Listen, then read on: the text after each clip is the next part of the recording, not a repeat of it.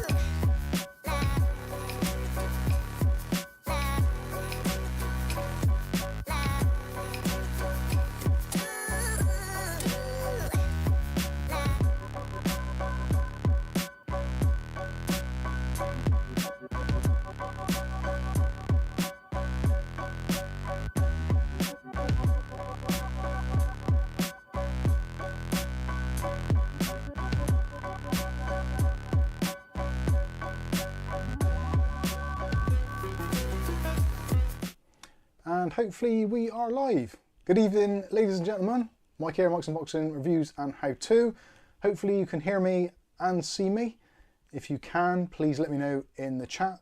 Obviously there will be a slight delay, so I'll carry on chatting like a lunatic to myself until someone tells me that we're actually live and everything is working. Not seeing anything in the chat yet. And weirdly, the YouTube studio is messed right up because it says there's an excellent connection, but it says there's 0 viewers. Sound low, rest okay. Loud and clear, says Rasher. Is the sound a little bit low? Let's have a look. Yeah, let's put up. There we go. Is that any better? Rick says it's all good.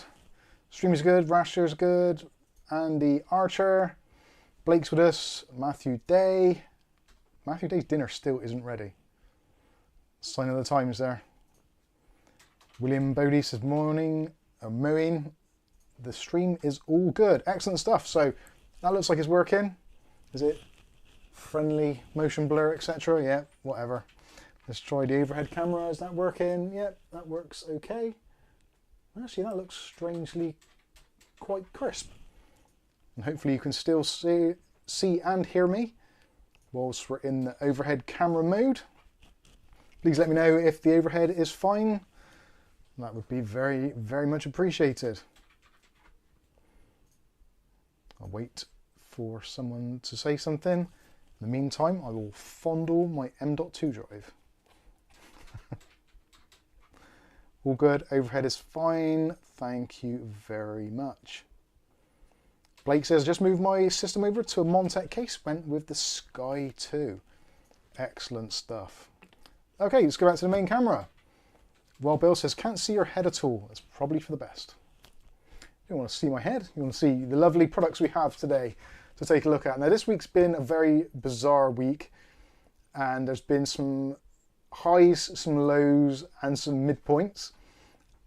Some of the highs, some really good deals this week available, which we'll try and post in the links, but they will be coming up in some videos we're making anyway, so don't worry too much about it. But if you want to get a head start, you can head over to our Discord, look in the bargains no chat room, and there should be links to all this kind of stuff anyway. So one of the bargains of the week was this one here, Intel Core i5-12400F.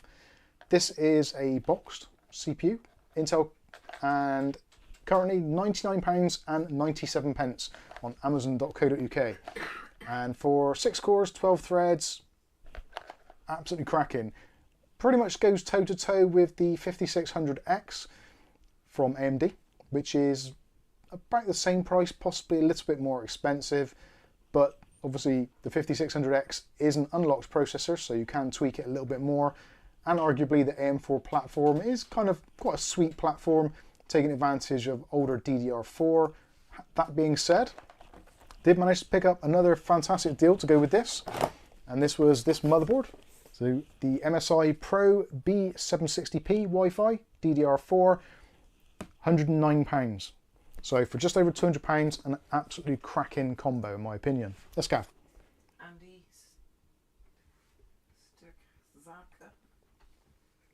Andy's asking, just bought the new Fractal torrent case, just building a new PC. Any ideas on best way to keep cool?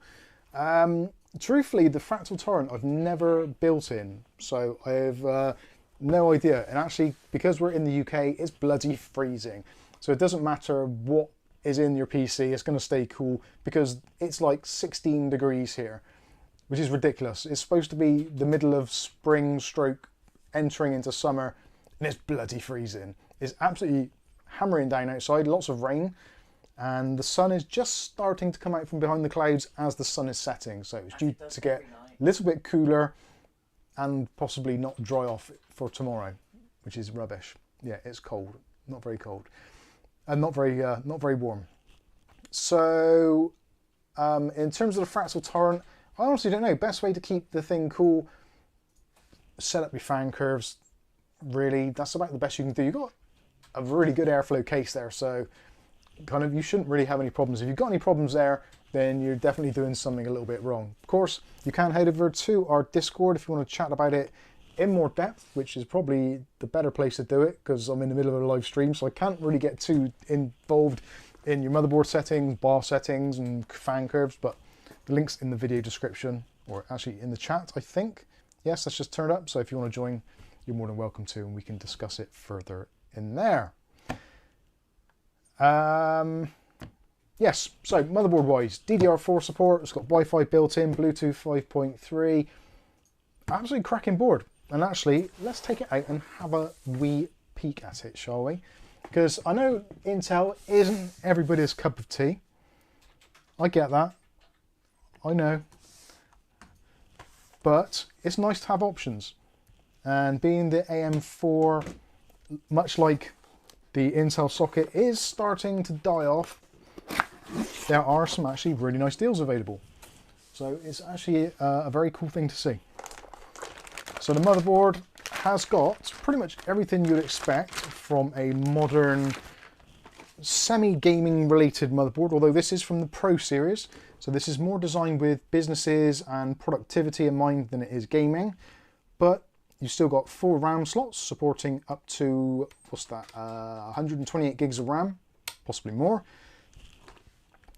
You have got the diagnostic D-LED up in the top there. Very, very important, especially for modern builds when you never know what's going to work and what isn't. Got some really nice beefy heatsinks over both of the VRM. I think this is a 12+1+1 VRM setup. So 14 phases in total, although 12 of them are kind of duet ones or doubled up ones, but still absolutely fine. We've got a single M.2 shield for the M.2 drive. You don't have one for the secondary, which is down here, which is a shame. Got full-size PCI Express slots, which is kind of nice, although the top one is ×16, that one is ×1, that one's ×4, that one's ×1, and that one's ×1. PCI Express Gen 4, PCI Express Gen 4, and the 3 ×1s are all PCI Express Gen 3 ×1. On the back of the I/O, got pretty much everything you'd want there. It hasn't got a huge amount of USB ports, let's be completely honest, so 7 ports in total, including a USB Type-C, and that is a USB 3.2 Gen 2, 10 gigabit per second, got a couple of USB 2s, another couple of USB 2s there, keyboard port if you ever need one, and a couple of 10 gigabit ports there. Color coded red, you've got Wi-Fi 6E included, and also 7.1 surround audio and optical speed it out should you wish to take advantage of it. But overall, for £109, this I feel is pretty much the equivalent of the B550 Gaming Plus, also from MSI, which is approximately the same sort of price, about £110. So whether you want to go for an Intel based system or whether you want to go for an AMD based system, you can actually get a pretty decent little setup going for around about £600 in total, which is what this has all kind of accumulated or culminated into being. So I've realised the error of my ways trying to sell more expensive PCs on Facebook Marketplace. And actually, saying that, we should mention I have had some very good luck. Well, whether it's luck or whether it's just making the right decisions. The PC that was in last week's stream that wouldn't sell has now sold. And weirdly, I listed the PC on Thursday evening, around about 9, possibly 10 o'clock in the night. There was quite a few people interested, and the PC was collected and gone by 4 o'clock the next day. And actually, the person who bought it is a father. And by the way, happy Father's Day tomorrow for those of you that are celebrating. I'll be working, so not much of a day for me, but hopefully some of you will have a nice day and be pampered and all that kind of stuff. But anyway, I digress. Yeah, so the father came round, he is buying the PC, his son's seen it on Facebook Marketplace, and he said, Dad, I want this PC, this is the one, this is what I need in my life. So his dad, bless him, came round on Friday afternoon. He didn't have a clue about PCs really. He was essentially just paying the money and collecting the PC. The PC is actually going to be on a 1,500-mile round trip. It's going to Poland, of all places. So, yeah, the man's son, 13-year-old, who has a YouTube channel, which I'm not too sure what the YouTube channel is, and also because we've been 13, I don't feel it's really appropriate to disclose that. But he is a YouTuber and also trying to get into programming and all that kind of stuff. So his father has treated him to a very nice PC, which will be a significant upgrade from the laptop he's been using. So we can get on, start creating on YouTube. And yeah, the PC, I did a stress test with Cinebench for at least an hour beforehand, because as soon as I heard the fact that the PC was going to Poland, it's like, oh crap, I better double, triple check everything to make sure that it's in A1 condition, because it's got to go on quite a journey. But the PC, as we said in last week's stream, we did reduce some of the features, changed the graphics card, which arguably might have been an upgrade. We put the water cooler in, as you saw, and also Ugly Bob sent a few more fans over to go with the ones we got from Andy Archer. So the PC, when it was finished, had 9 fans in total. So 2 on the side, 3 in the top, 3 in the bottom, 1 on the back, all matching fans. It looked fantastic. We had the RTX4060 in there, the Founders Edition that we got from Dave Aitken, and the little white H-Power connector in there. It did look the business, it really did. And I was actually quite sad to see it go in the end. Yeah, so we worked out in total, all the components and stuff inside was somewhere in the region of about £900 worth. And I listed it for 850. And he said, would you take 780? I said, look, I'll take 800. And we shook on the deal. Money's been transferred, done and dusted, PC is gone. So I'm really, really pleased it's gone to hopefully a good home. They're going to get some really nice use out of it. And of course for me here at Mike's Unboxing and CAF, it removes a few more boxes which were dotted around the house. And also it means we can then invest the money into other components, such as this motherboard, such as the processor, such as another M.2 drive, so we can get on and do another build. So I've got a planned build, which is going to be around about £600. I've made the video already of PC part picker lists of things that we're going to kind of go into it. I've done 2 versions. I've done an Intel version and I've done an AMD version. So we're going to cover both bases there on the video when it comes out. But we will be building, first of all, we'll be doing the Intel version. So using the 12400F. We're also going to be using this. This is actually on offer at the moment. This is the Fitcore FN950. This is PCI Express Gen 4x4 drive. Currently on Amazon.co.uk, £38 and change, I think it was. So just under £40 for this. I think it's going to sell out very quickly if it hasn't already. I was going to order a few of them, but I thought, well, I don't need a few at the moment, and money is not growing on trees, despite what they tell you. So I thought I'd just get one for now and go with that. So yeah, nice drive to go with that. Nice little bundle. Also got some RAM. I've got the Lexar RAM, the XR Aries 16 gig kit. I think that's going to be great to go with this little system. I'm going to put in the Asus RX6600 graphics card, which I have just over here. So I think that's going to be a pretty decent little 1080p stroke 1440p gaming machine with this setup, and hence the title of the video today. All of this is going to be going into, well, it was going to be going into the Montech X3, which is currently $49.99 here in the UK. And I was looking around at other cases, I was thinking the X3 is okay, but the fans are a little bit, well, crap, let's be honest. You get 6 of them, so for a 50 quid case with 6 fans, you can't expect a lot. But they're static RGB, which is rubbish. I don't think they've got any PWM or speed control to them.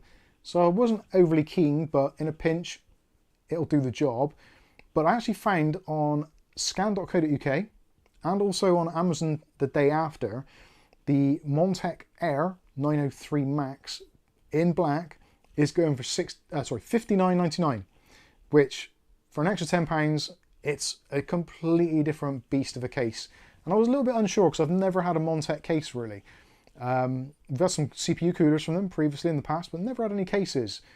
And I've got to say, after going through and unboxing the case, we've done the video today already, done the review. The Montech 903 is phenomenal. I think I said the word phenomenal at least 10 times. Spectacular. I said that multiple times as well. And there was just lots of head shaking. It's like, well, how is this possible for £60? It is a phenomenal case. It really is. Now, I think the tooling, or the kind of design itself, the base of system, is the same as the Lian Li 215 and also the GameMax F15 mesh, but with a few tweaks. But we'll take a look at it later. We'll take it out of the box, go through it.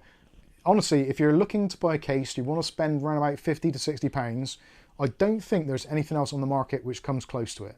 The fans are fantastic. 140mm fans, addressable RGB, you get 3 in the front, you get a static or normal fan in the back, but still very good. RPM ranges between 350 RPM, which is super low, up to 1500 RPM at full whack. They look great, they sound great, you've got full PWM control. There's even a fan hub built into the case. It's nuts, absolutely nuts. And it's actually very good build quality, surprisingly so for the money. So we'll be taking a look at that, and I will be raving about it even more.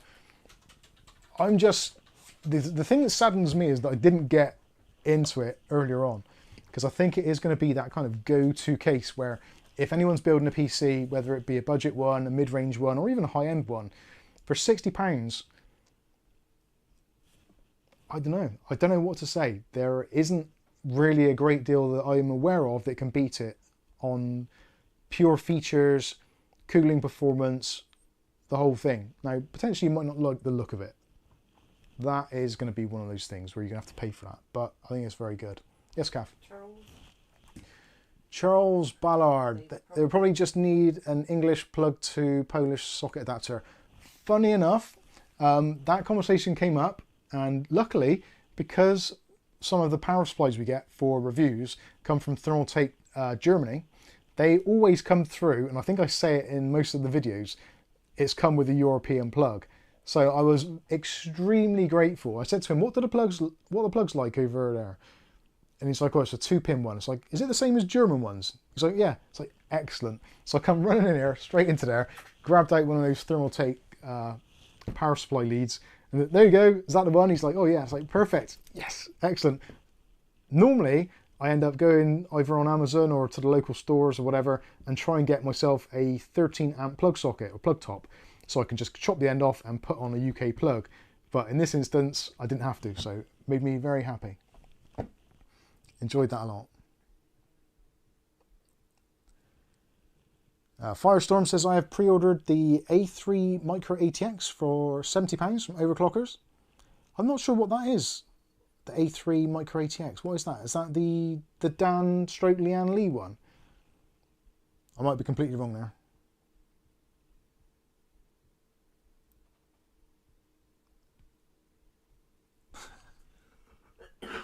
They've got a different voltage system or something.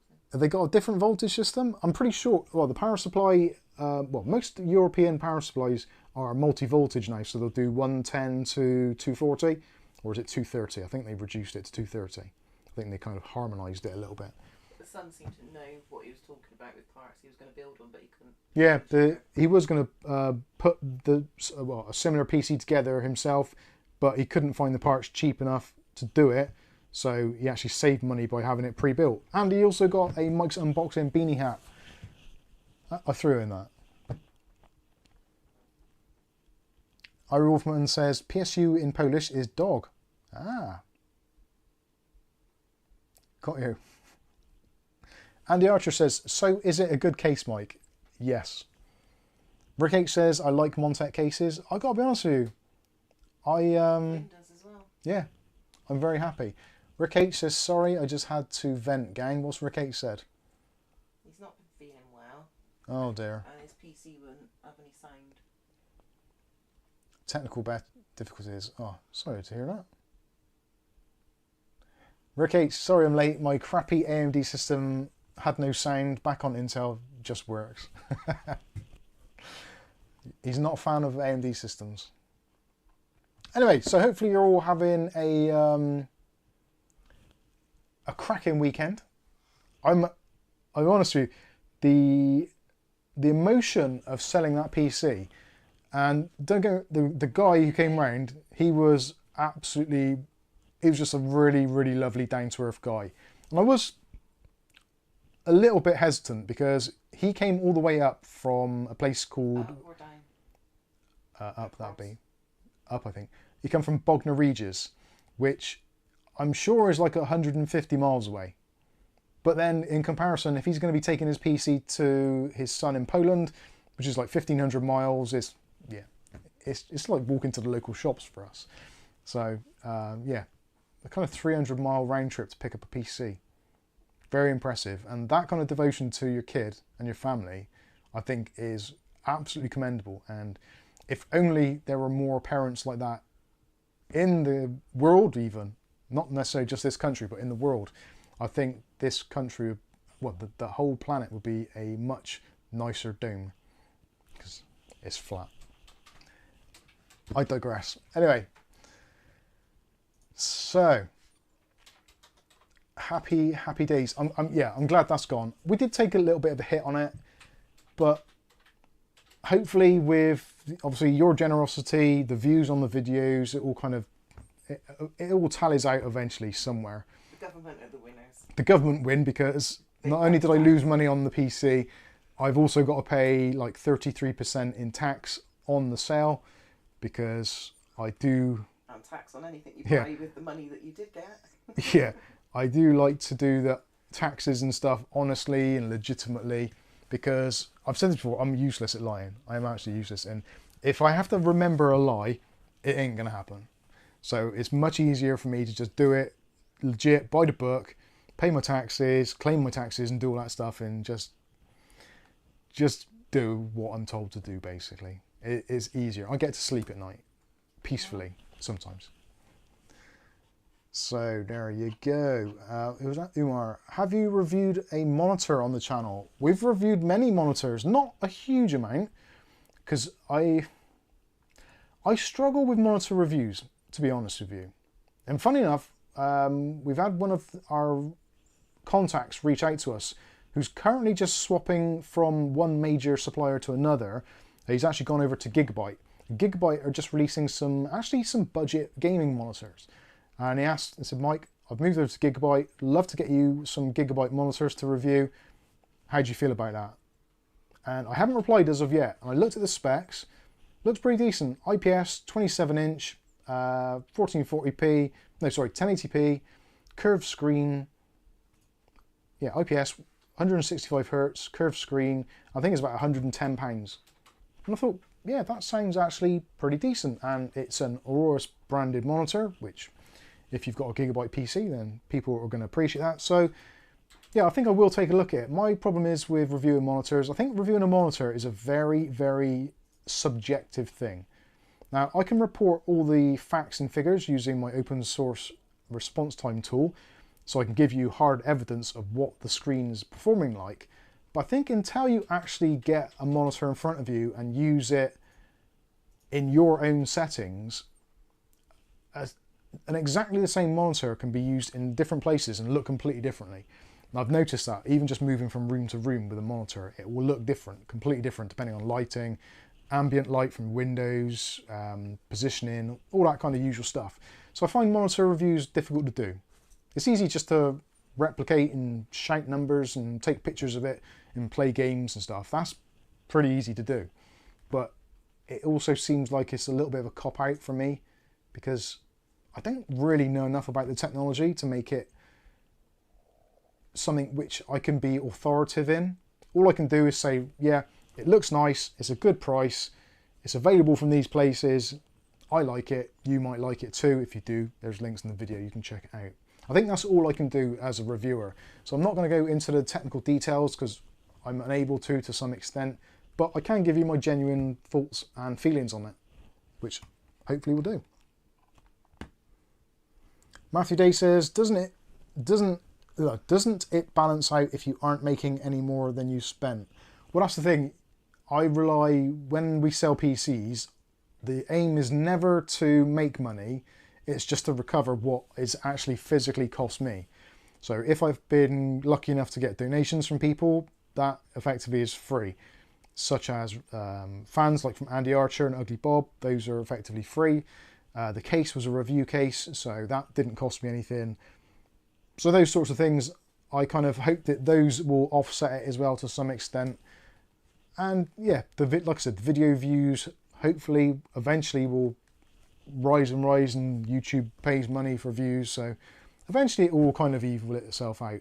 If you take it over a monthly thing, say, right, I've built this PC, I've made X amount of videos on it, the videos have had whatever views and probably earn, I don't know, 20, 30, 40, 50 quid maybe if you're lucky. Unlikely, but you never know. Given time, those will possibly go up. If a video goes slightly kind of viral for the channel, then you might get better outcome. We've never had viral. Yeah, the thought is, I think of it more of like, when I make a video, I consider it like a gold bar. It's like an investment.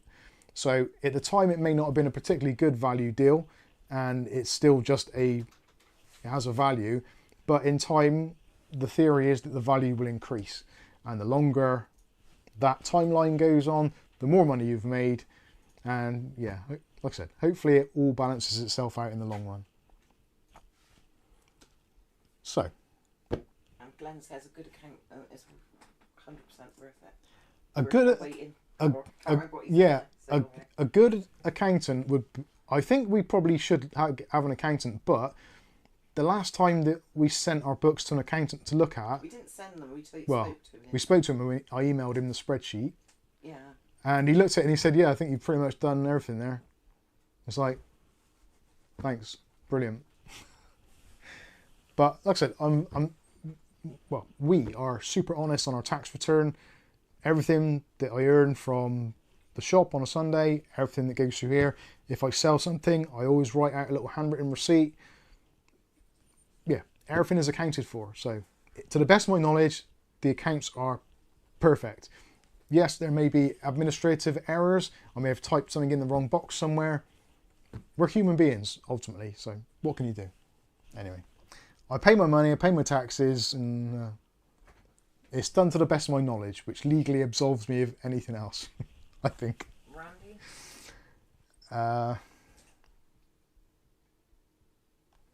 Randy, when do you think... Asking a question. Oh, sorry. Okay. I was looking, and Kath just says I was asking a question. I was like, oh, better end the stream.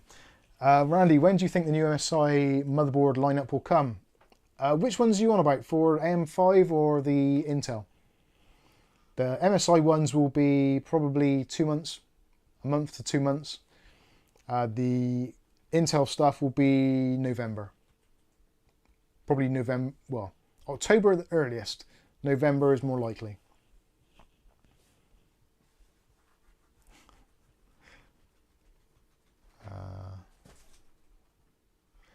Zero defects. Just leave him alone, taxman. It's one of those things. I don't like paying taxes. Obviously, no one likes paying taxes, but it's one of those things that... I don't mind paying them. It's what it's going on. Yeah, if the taxes actually... This is going to go on a political thing. If the taxes actually went out and benefited things which legitimately would help you in your life and also those around you in your neighbourhood, your friends, your family, etc., I would have no problems with it whatsoever. But clearly, our taxes are pissed away on the most insane projects and things which I, and probably you, have no interest in whatsoever. I don't have the dog in that fight, so It's nothing to do with me. The government will spend my tax money wherever it feels appropriate, which I don't think is appropriate. Local taxation, I would go with. Central taxation, I think, is a bad idea. Do you want a drink? Yeah, I do. What do you want? O'Reilly says, let it all out, Mike, and breathe. I'm gonna breathe now. What do I want drink-wise? I don't know. What do I want? What are you having? I was just going to have a top up of chamomile. All right, I'll have that, yeah. Do you want chamomile? Yeah, Or do go you on. want that coffee stuff? No, I'll have chamomile, please. Is there much left in there? I've had a drink here. I made this morning when I woke up. Well, it's not when I woke up. But after I'd had a shower and come down and brushed my ass and wiped my mouth. No, yeah. I was trying to be funny then, but Brushed your mouth, Yeah. your teeth. wiped my mouth and brushed my ass. And then I wound my ass and signed my watch. What's it then? Scratch my watch and wind my ass. Yeah, I scratched my watch and wound my ass.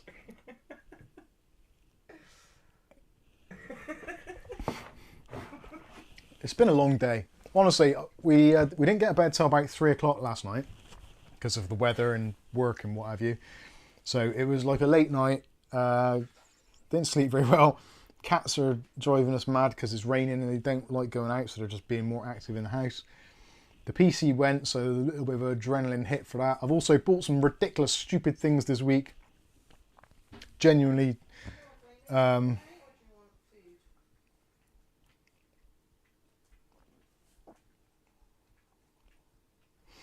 Rasher says there, sorry, I'm going to go off topic here. It says, top tip, tax avoidance. An action taken to lessen tax liability and maximise after-tax income, tax evasion. The failure to pay or a deliberate underpayment of taxes. See, tax avoidance. Now, some of you may be able to answer this, you may not, or you may just find it an interesting theory. So here in the UK, and I guess elsewhere, there is, and actually when you do your tax return, it says, are you using any form of tax avoidance scheme? Now, I'm not using a tax avoidance scheme, but towards the end of the tax year, I will quite often spend more on computer parts and things that I need for the coming year than I would normally. So I spend a little bit extra to invest in what we do here. So I've got stock available, I've got parts available, and things which I think I might need. Maybe an upgrade of the camera, maybe some cables, maybe a couple of M.2 drives, SSDs, that kind of stuff, maybe the odd case. I buy that with the kind of the thought of I'm going to need it. But also there is a kind of like another side of that if I'm spending more money than I would normally, that in effect is avoiding paying tax. Because if I'd have kept that money and not bought anything, that would be deemed as profit. Now, if I'm buying components and parts and spending money on the business, in effect, that is avoiding paying tax. But it isn't a tax avoidance scheme as such, and it's not a deliberate criminal act. So I don't know how I know a lot of people do it, and most businesses do it. You come to kind of March and they're like, right, we've got X, Y, Z left in the budget. What do you need? And you just give them a wish list of stuff and they go out and buy it. Is that tax avoidance, or is that just using your profits to invest in your business? I honestly don't know. I would love to ask a lawyer or a tax official, an accountant, yeah. Someone official. Well, no, even an accountant will probably say, well, no, that's not technically tax avoidance. That is a sensible thing. But you could argue that that is a form of tax avoidance because you're not paying tax on it because you're spending the money. I don't know. I don't think it's... O'Reilly says that is just good business. Well, that's the thing. It gets to a point of where is the line between good business and tax evasion or tax avoidance? Because I am, in my mind, I'm thinking, well, I'm going to have to pay tax on this profit. I might as well buy stuff for the business so that I don't pay to the government and I got stock. Now, it doesn't matter because as soon as I sell any of these items, I've got to pay tax on it. So it's not as if I'm not going to be paying the tax on that profit at some point. It's just, I thought it was an interesting kind of dichotomy. I think that's the right word. Wipe my teeth and floss my ass. Off topic. Andy Archer asked, how's the coffee and sugar going? The coffee and sugar is going quite well. And actually, are you going to get it? We've actually found a coffee alternative, which isn't coffee. And we're not using sugar, although we have had the occasional drop of honey. Proper natural honey, not that kind of watered down sugar that they have in Sainsbury's for like 60p a jar. But I need to get out one without this has got caffeine in, so we've had a little bit of So caffeine. we've been drinking this muck. It's actually quite nice. Hopefully that is going to be visible. You never know, Kath might even find a affiliate link for it somewhere. So this is Holder Wake Up Coffee Alternative, an uplifting full-bodied hot drink. I didn't realise that had caffeine in. It does have guarana in it, which I believe has caffeine in it. Am I right in thinking? So there is a little bit of, but guarana is kind of natural, so yeah, whatever. It's got chicory, barley figs. Yeah. Barley and figs are two different things, babe. Barley, sorry, yeah, it's got barley, figs, chicory, and a dash of guarana. Turkey ham. An Amazonian plant with amazing pick-me-up properties. Sip, savour, and contemplate your day with renewed fervour. £4.39 for a bloody jar, but it's actually quite nice, and it tastes almost like if you've ever had a mocha. So that is basically hot chocolate with coffee. It tastes very similar to that. It's not as strong, it's quite weak, but actually quite nice. And for not having coffee, it's been alright, because we've been almost a month now without tea or coffee. And sometimes you just need that kind of warm drink just to kind of... Especially in this cold summer weather. Especially in this cold March weather we're having at the moment. It's been awful. So yeah, rather than having sugar, it's not actually that bitter because it's got the figs and the chicory, which is slightly sweet anyway. So very small amount of honey in there, just to lift it a little bit. So that's our treat. And it's been doing well. Dutch Jan says, why not just normal coffee? Well, normal coffee is basically horrible. The stuff that most coffees go through for production is awful. The caffeine in it is not good for you long term. Yeah, lots of artificial stuff in there, which a lot of coffee is may be fine. A lot of coffee beans are soaked in nicotine. Yes, that's something I didn't know. Coffee beans, a lot of them are actually soaked in a nicotine solution, which makes you crave it even more. So, yeah, wanted to try. I didn't really want to go back to drinking coffee or tea for that matter, but the herbal teas which we've been drinking, chamomile and all sorts, and it's been nice, but it's just sometimes you just want that kind of that ritual, you know, of making a coffee or making a tea. So, yeah, that's what we've been doing. David Thompson says, try the coffee that wolves poop out. Isn't that cats? I think it's cats that do it. Yeah, they feed them those coffee beans, don't they, and then collect up the poop. Zero Defects says, could not survive without tea. I actually didn't find it too difficult to begin with. I think it was because it was a little bit warmer, a bit milder, but now it's wet and damp and miserable. It's just awful. And just having that nice warm drink has been an absolute blessing. Anyway, let's move away some of these things. So hopefully this is going to turn out to be a really nice build when we do it in the Montech AIR 903 Max. It's such a long name, isn't it? Montech AIR 903 Max. It's only 4 bits, but it just seems like it's a mouthful all the time. But then GameMax F15 Mesh. It's a similar syllable count, is what I was trying to say. The cats are going to start fighting. Oh, carry on, clean away. Right, also, this week, further to our previous video, where we actually had a DIY 3D printed PC case, which was sent in to us by, that was Patrick, wasn't it? Was it Patrick LaBelle? Yeah. It was, wasn't it? I thought it was. I had to think about it then. There's so many of you that are very kind and generous and send us stuff. So if I ever get names wrong, I apologise massively. It's just, there's a lot going on inside my tiny brain. It's difficult at times. Anyway, Patrick Bell sent the Little Boy S 3D printed case. And I never actually properly finished that build. So that also has a Intel 12400 processor in it, the non-F version, so it's got integrated graphics. And when I built it, I actually put in our GT1030 graphics card. And the GT1030, it's okay, it puts out a display, but it's not very good for any sort of gaming or any real productivity use. It's not great. And it doesn't take advantage of the power supply that I put into the little computer. So that little PC is actually currently doing duty in the front room as like a media center PC. So actually it's been quite useful. I've been doing some hula hooping to try and keep my core active and moving. And yeah, all that kind of stuff. And when I go in there, I just put the TV on, turn on the computer and stick on YouTube or something. So it's been great for that. Very, very quiet as well. Loving that. So yeah, I've been doing that stuff, and I never put the graphics card in there that I wanted to, but it's only going to take a graphics card up to about 160 to 170 millimeters, which if you look at 170 millimeters, that is basically about 7 inches.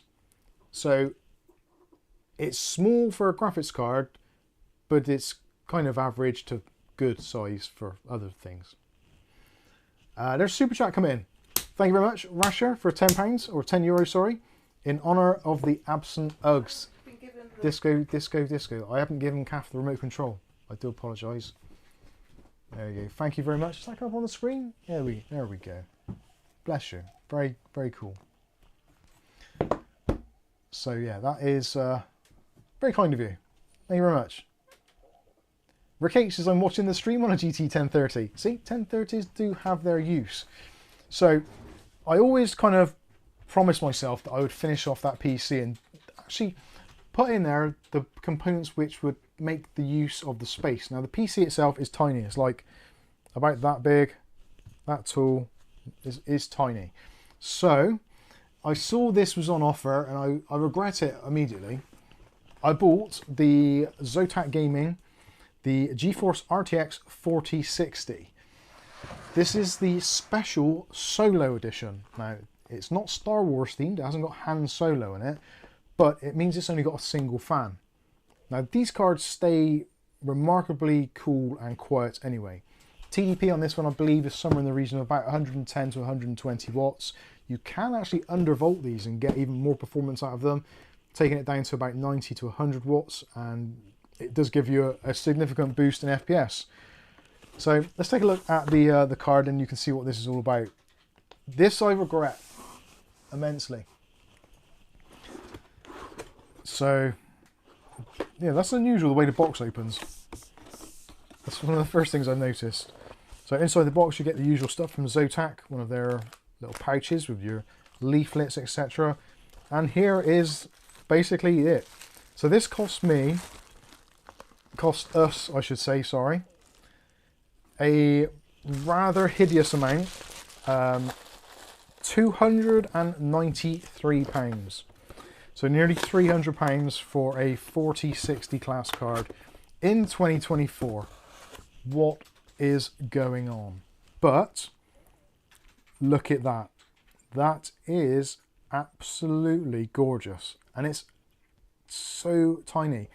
It's barely any longer than the PCI Express slot, which for the little mini PC is 100% perfect and just what the doctor ordered. So that's going to fit in there very nicely, going to keep nice and cool, and it only needs a single 8-pin power connector rather than the NVIDIA one, so that's going to be great.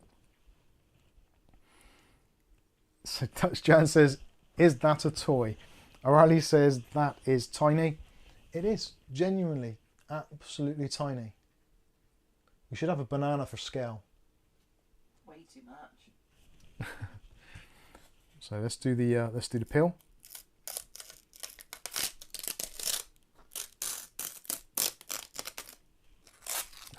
So close. So there you go. What's that? Inky. Inky. Inky, Mike, can you explain undervolting in layman's terms for me? Yeah, undervolting in kind of layman's terms is the graphics card is designed at a like a safe power rating. So this graphics card should draw somewhere in the region of about 120 watts under a full load. So by reducing the wattage that the graphics card will actually be allowed to use, you can actually increase the performance, because where you've got wattage, you have got heat. And where you've got heat, you've also got the need for cooling. And most modern graphics cards, especially NVIDIA ones, are pretty much hardware locked to a certain specific set of figures. So i.e. if this hits 65 degrees or whatever, it will stop adding more power. So there's like a hardware lock on the limit of power you can put in. So by actually giving it slightly less voltage or wattage, I think it's voltage actually in this instance. So by giving it slightly less voltage, you can actually increase the performance, because the kind of the three vectors it looks at, which are voltage, wattage and temperature, amongst other things, if you can reduce one of those, the others increase slightly until you get to a point of diminishing returns.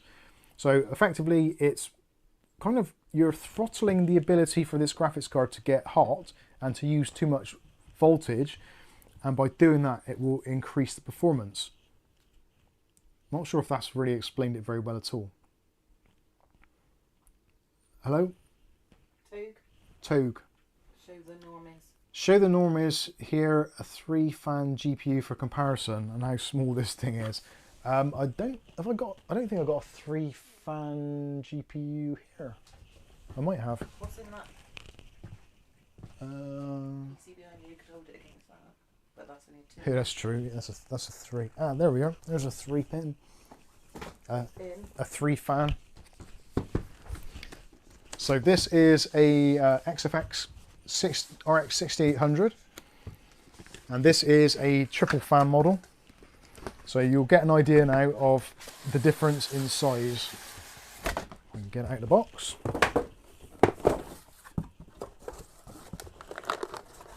In fact, I could probably put the graphics card box inside the box for this one. And actually this has got 3 90mm fans, which are basically 3 of what we got there. So there you go for comparison. Let's try and get those lined up so it's about the same. Yeah, there you go. So yes, it is tiny. It really is. And if we put it on top, that might be an even better way of showing.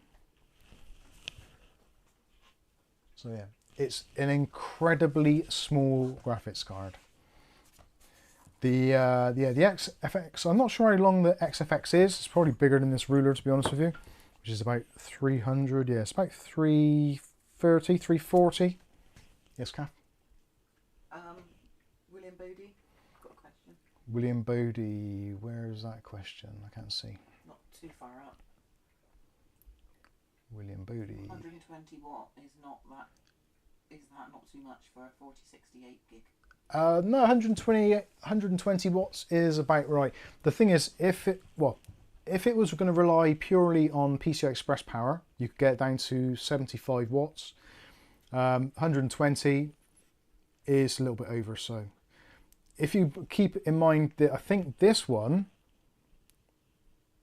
is somewhere in the region of about 220, 240 watts. Yes, it is a lot bigger and it's a much faster card, but this thing is literally sipping power, which is great because it's going to reduce heat and all that kind of stuff, which is excellent. But in terms of the actual width, they've made use of the space, so it's about the same width because you've still got a 90mm or 92mm fan. I think those are 92. Yeah, they're 92, and that one is just slightly under 90, but the opening is about 95, so they're roughly the same. Very similar indeed. So you get an idea of the size differential here. So this is to go into the little mini DIY PC, because I always wanted to finish that off and I wanted to do it properly. I wanted to put in there what is... Patrick is in. Oh, Patrick's in. Excellent stuff. Hi, Patrick. And thanks for the case, by the way.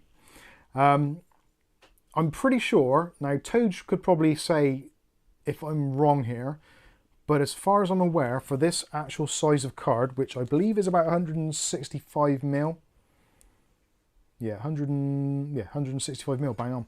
So for 165 millimeters, I don't think there is a faster card or better graphics card that you can buy for that money, or that will fit into that physical slot. When you go up to the 4070, I think there might be one which is a single fan card, but it is longer. It's about 200 mil, which physically won't fit in the case. So unfortunately, this is kind of what I'm left with. This was the options. It was either this one or there was a Palette Extreme, I think it was, which was also a 4060. But I think this is going to be absolutely fine. And with DLSS in a lot of modern titles, this thing's going to fly. So You are correct, Mike. thank you. It's the first time. Yeah, I promise you I've looked. I spent literally minutes looking for one. And I realised that my search was absolutely futile, so I gave up.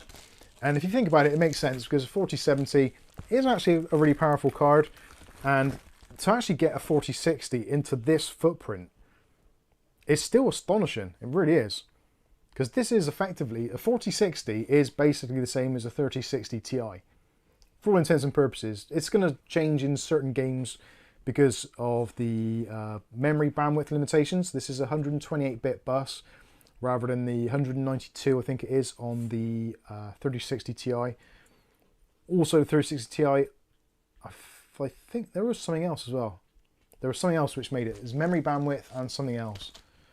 But for all intents and purposes, a couple of frames here and there, the 4060 is going to be roughly the same as the 3060 Ti. But it does it at almost half the power. So a 3060 Ti, you're looking at like 200 watts roughly under load. This is going to do it for 120. So half the size, half the wattage, similar performance, which is excellent. Toad says... I was about to say 4060. It's worthy to know. It's worthy to note that the 4070 has a proper heat pipe solution, many don't.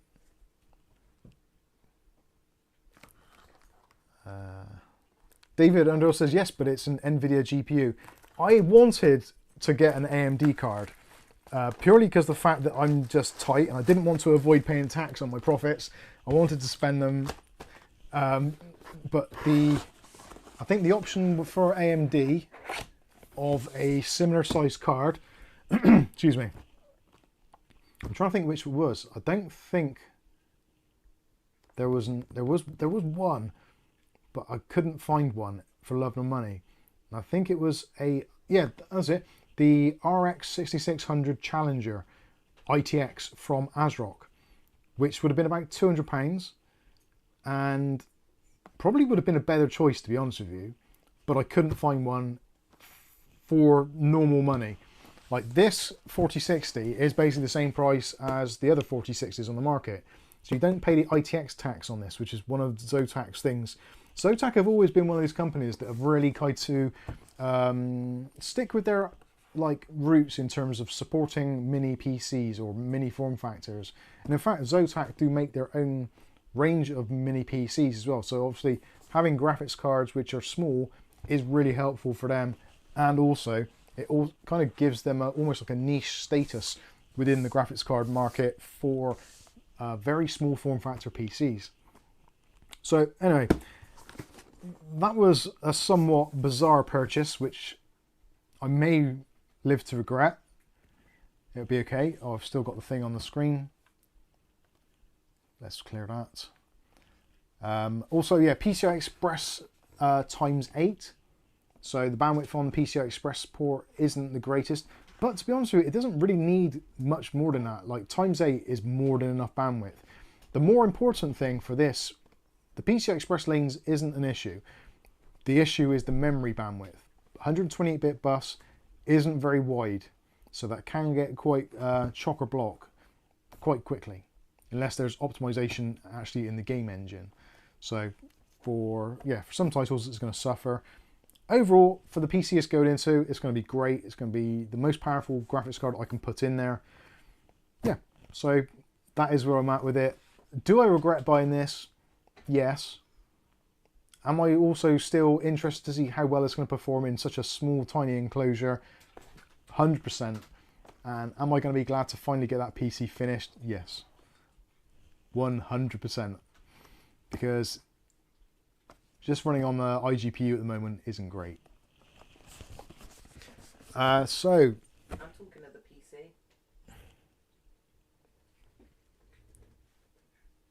Yes, talking of the mini PC, the 3D printed PC, another very rash decision this week. We've actually bought a 3D printer. It's on its way. It should be with us on the 18th, I believe, which is Monday. I'm probably going to live to regret this one because I don't have anywhere to put it.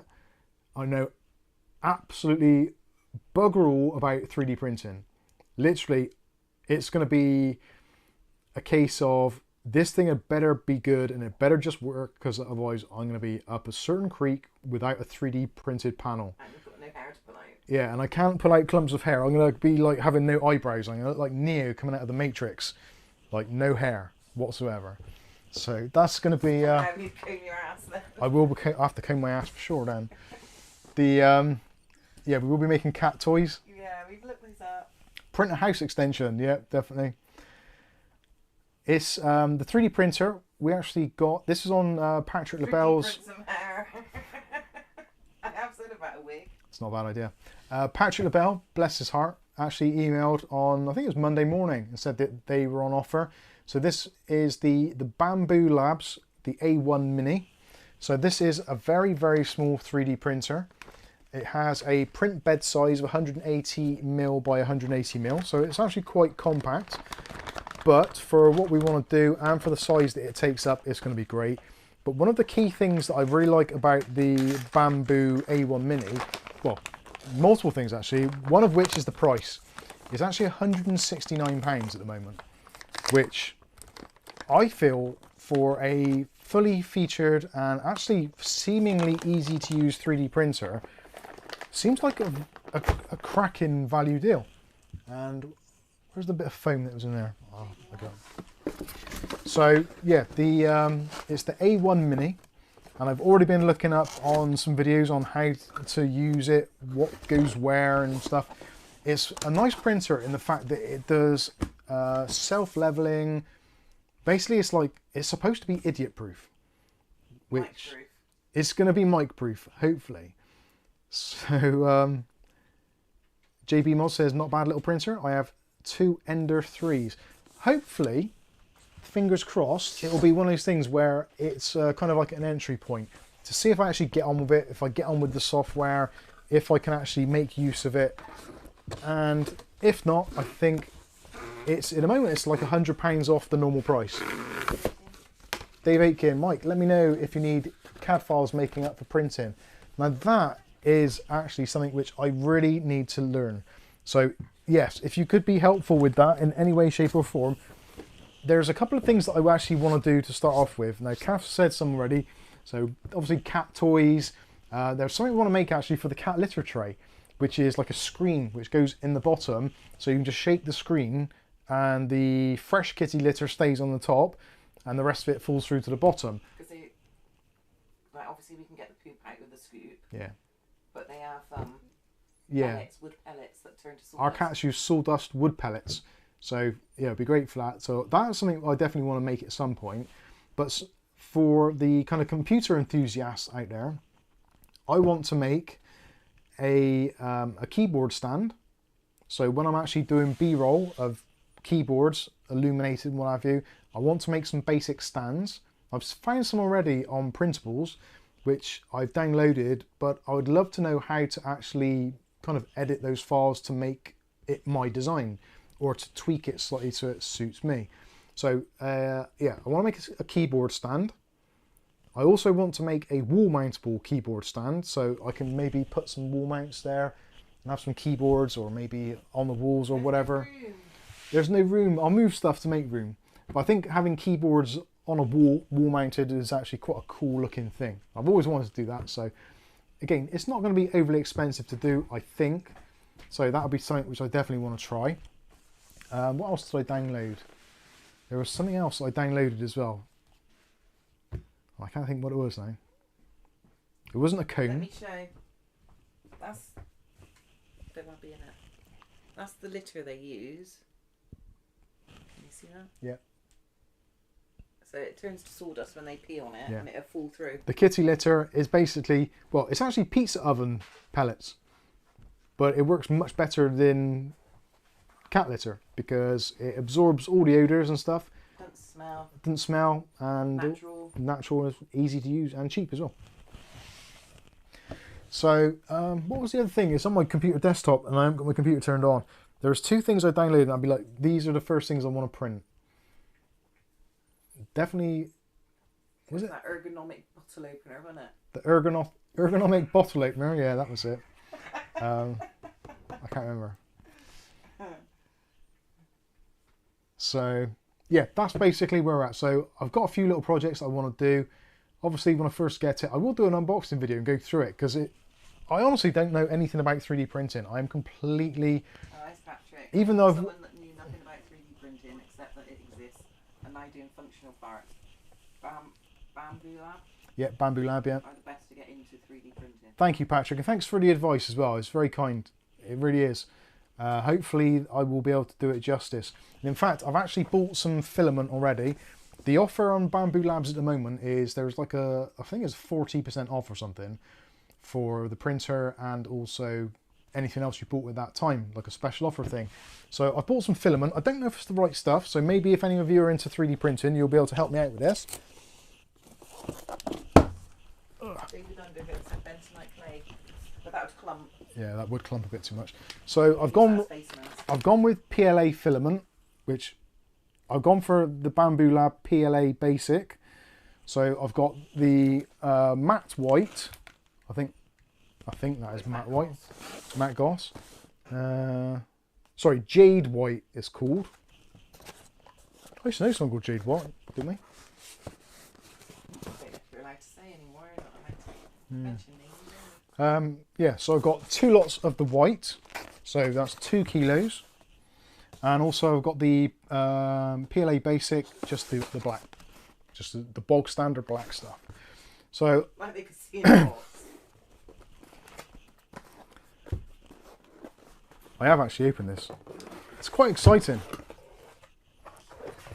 I was really hoping the reels would be black as well, but they're not. So yeah, the filament on there is black. What are we going to be able to do with reels after? I'm guessing I've got the right stuff. It's 1.75 mil or 0.3 mil. 0.03 mil. I don't know. It was on the same page, so I'm guessing it's going to be the right stuff. 330 meters of filament to a 1 kilo spool BTW. Alright, cool.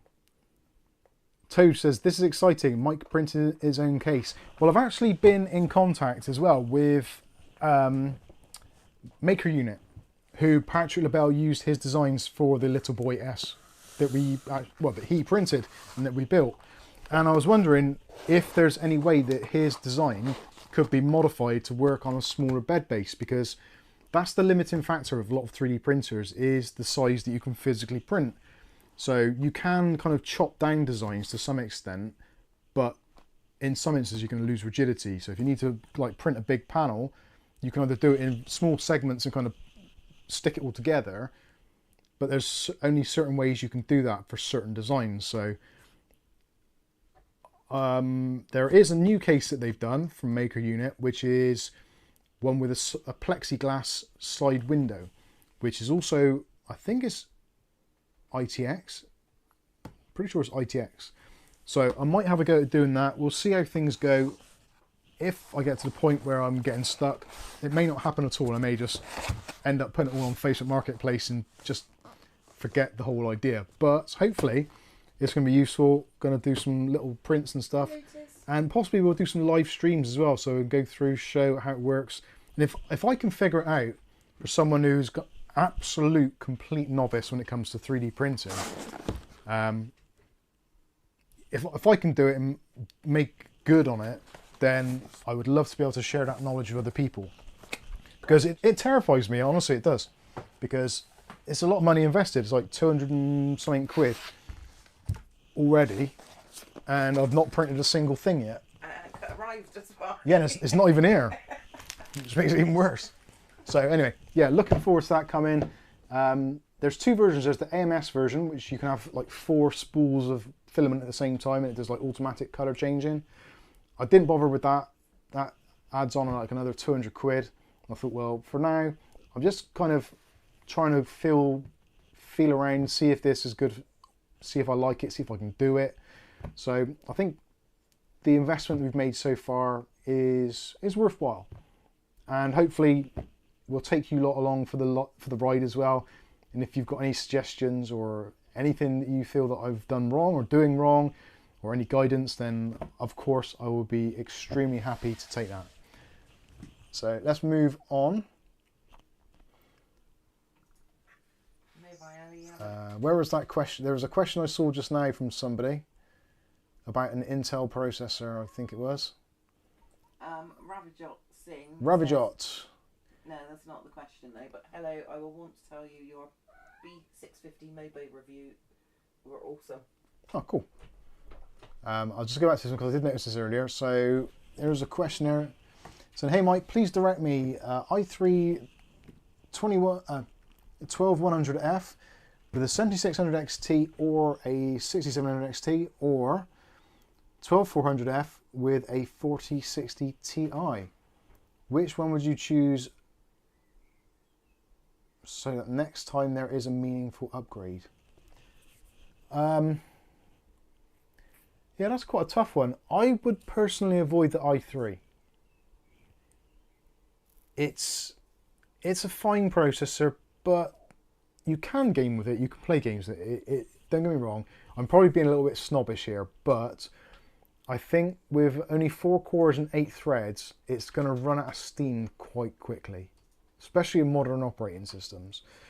So I think personally the 12100 is probably not a good idea. I would definitely, well, I bought the 12400F this week, so I've kind of put my money where my mouth is on that one, and I will be pairing that with an RX 6600, which is less than those that you've got listed there. So 4060 Ti. See, the 4060 Ti is a difficult one as well. I would probably say maybe the 6700 XT with the 14400. I think that probably makes more sense for gaming wise. It depends what you want to do with it. It's a tough call, but I would personally, I would probably steer clear of the 12100. 4 cores, 8 threads in 2024 is asking for a slightly less than brilliant experience, I think personally. Okay. Especially if you want to game.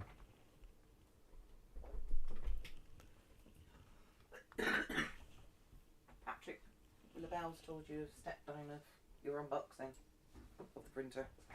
A step down? A step guide. Oh, right, okay. Cool. JB Mod says PLA is by far the easiest to work with. Well, that's why I went with PLA. I know that PETG has its advantages, and I believe it looks smoother if done right, but realistically I'm just starting out, so I went with what is essentially the cheapest and easiest to use, because this is going to be a new thing. You don't get yourself in a Rolls Royce for your first car. You get yourself in a Mini or something that you can trash.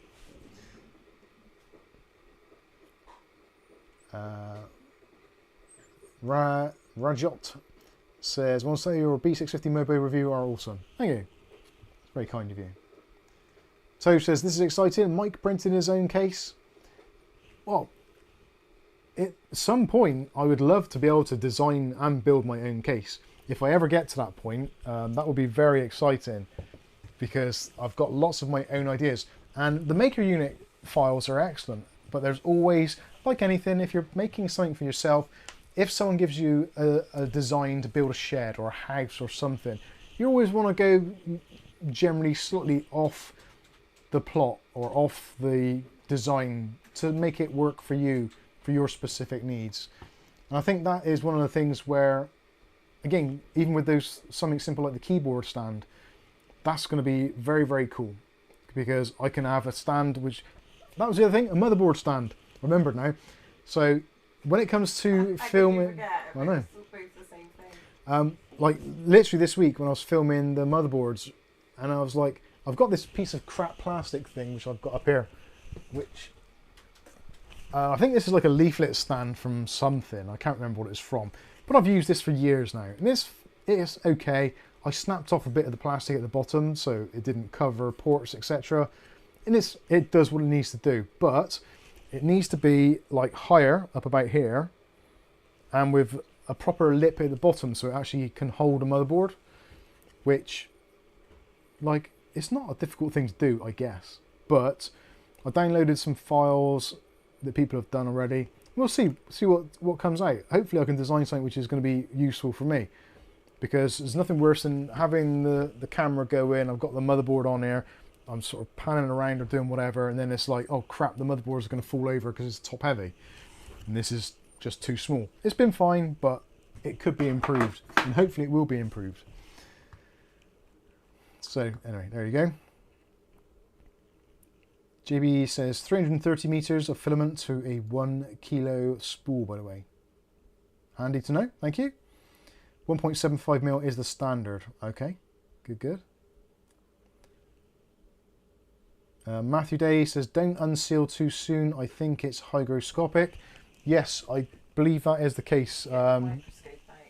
They do, well, it doesn't actually say on there not to open it, but yeah, the fact that it's got the silica gel in the middle, or desiccant, or whatever it is, and it's vacuum sealed, would lead you to think that yes, there is potentially an issue with moisture.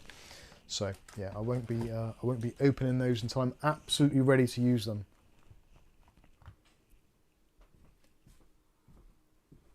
I love this sleepy tea.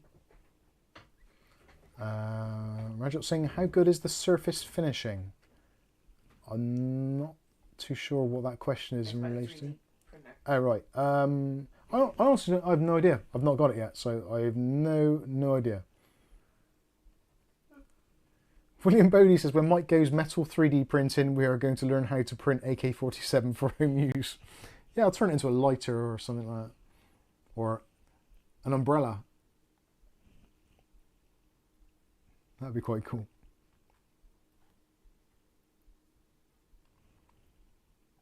Vial is in the chat. Says, good evening, Mike, Kath, and all you mubs. How you doing? Have we missed the case now? And Nick Barnes. No, the case, we haven't got out yet. I will be doing that very shortly. Toad says you need to print the new CAT ITX case. ATX PSU, mini ITX motherboard with 70mm height cooling and a massive card. Sounds like a plan. JB says, prepared for a learning curve, Mike. I'm sure you can figure it out though. This time next year you'll be an expert. Well, we all know what an expert is. An X is a has-been and a spurt is a drip under pressure. Never forget that. Dave Aiken says 3D printing is easy, mastering CAD software is the challenge. I think that is going to be my kind of Achilles heel. I'm not very good at those kinds of packages. Although saying that, I've never really needed to use them, so I suck at Photoshop, so... You suck better than me. Yeah, I still have to show Kath how to do stuff. It's not written in English, I don't understand what any of it means. GGG says 3D printing would be a good subject for the channel, Mike. Mookie says, do you own a food vacuum sealer? No, don't think so, no. Your learning pains will be the viewer's education. Lots of opportunity to make videos for 3D printing noobs. yeah, I think it's going to be really, it's going to be educational. It's going to be really frustrating for me for trying to kind of concentrate on what I need to do and also try and film it at the same time, and then capture it and edit it in a way that makes sense so that people can learn from my mistakes or enjoy our mistakes, or I should say my mistakes probably. Kath won't make mistakes, she'll just be stuck. She'll be there. She'll be like, do you want me to do that? Because I got sausage fingers, so she'll be like, do you want me to do that? I was like, get away. Oh, I'm always saying that to you. And sausage fingers and offside. Yeah.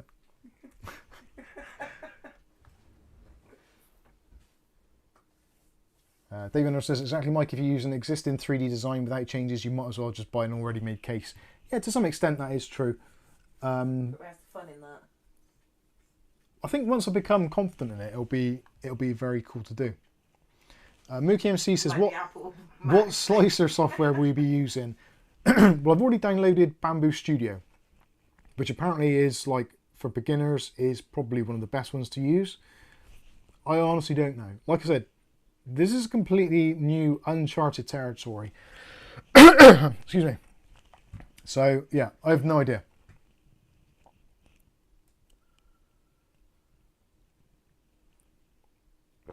Freedom House 1984 says, I'd make a cooling pad for a laptop and put some 120s in it.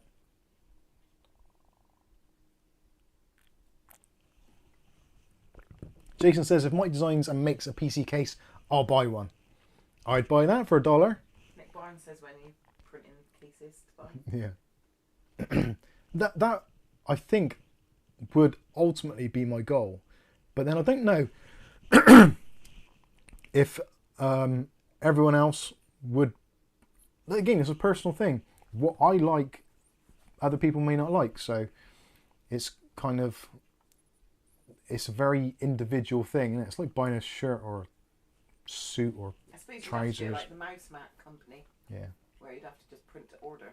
Shiny Helmet says 3D print a stormtrooper armor, some stormtrooper armor, and present a live stream wearing it.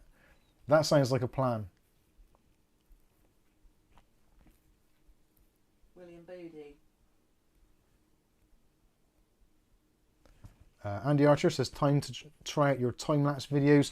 Funny enough, actually, the printer, I didn't realise this, but it actually has built in a time-lapse camera that comes with it, free of charge. So you can actually choose when you're doing your prints if you want it to record a time-lapse as well. And I think time-lapses of 3D printing are amazing. I love watching those, they're great. Especially if they're speeded up just to the right amount so you don't kind of fall asleep. There's like a perfect thing that you see it being built and it kind of builds momentum. I like that. But when you watch it in real time, it's like, oh my god, I think I actually want to kill myself. I like watching those videos where Maine Coons grow massive. Matthew Day says one shape might be worth a look. I think honestly, there's going to be so many. I am going to be overwhelmed with it, I know. William Bodie, question, making new covers for PC mouse, maybe even go from right-handed to left-handed? That's quite a good idea. That's actually a, yeah, that's a good idea. Anybody seen the letter? No, we haven't. No, not heard from her. She might be getting her other knee done. I think it's a bit soon, isn't it? Might be. Time's flying. They have had some severe storms over there, so I don't know. I think Ohio's been hit. 3D print keycaps. That is something that I also considered. The thing is with keycaps, I'm not too sure what I would do as a design. But maybe those sort of things will come to me. But yeah, it would be quite nice to be able to do keycaps. David says, make a slow-mo video of 3D printing. First YouTube 24-hour stream. God, that sounds awful. Dave Aiken says, you might need a bigger bed base for printing your own case. Now that's the thing. You can, with some really clever engineering, you can make a full-size ATX case on a 180 by 180 bed. The Guy Maker unit has actually released a video, I think it was either the tail end of last week or the beginning of this week. And it's like, this is perfect timing. Literally, I've just bought a printer with a 180 by 180 base, and he's got an ATX printable case that uses a 180 by 180 base. Absolutely brilliant. So you get your 180 panels, you get 4 of them, and put it together as quadrants. He's got this very cool interlocking system. It's really great. I genuinely want to do one, but my concern is how long it's going to take to print, and I don't know. I just don't know whether I've got the... I go off the boil on things quite quickly. So no patience. yeah, my patience level is, well, crap, to be honest with you. But we'll see. It'll be pretty cool. Cat head keycaps. We could do ones of Otis. No, actually, Davey would be the best one. That'd be huge. Get some weird... Wonder if they do furry filament. Oh, that'd be cool. Or we could just stick some fur into it with glue. And have like... We've got the Furminator brush to get some fur out. genuine cat's hair keycaps we could make. I'd love that. You would, but you imagine how dirty it would get on your keyboard. Her keyboard's filthy. There's bacteria in there which has not been discovered by man yet. Makes me healthy. I've been ill for years. Mookie MC says, ironically, the first few prints will probably be improvements for the printer. Yeah, there is one, I think it was like a waste bin, because it does like a purge. Every time you start a print, it purges a little bit of filament until it gets to the right temperature, I think, and then kind of like just kicks it out to the side. So yeah, I think a lot of people have printed little bins to catch the little bits of... there's a name for it, they call it. I can't think what they call it. But the stuff that's kind of rejected out the side.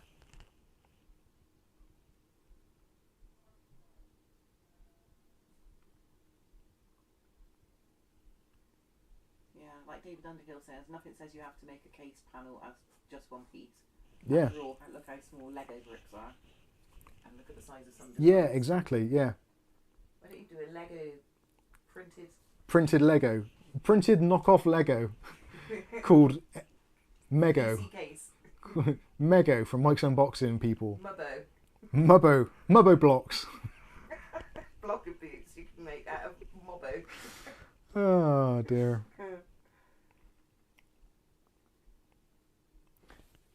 William Bodie says that in Germany you can get a 3D printer that prints in metal, but the printer costs 60,000 euros. Cheap at half the price. Someone's name that I can't pronounce was like Mali. I think Montech is cheap because rubber grommets must cost a fortune. The Montech case comes with rubber grommets, so I'm not too sure where that comment is coming from. We'll do that now. Let's get the case out and we'll have a look at it.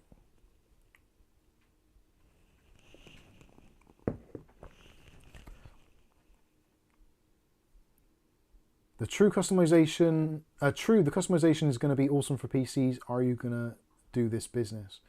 I'm not sure.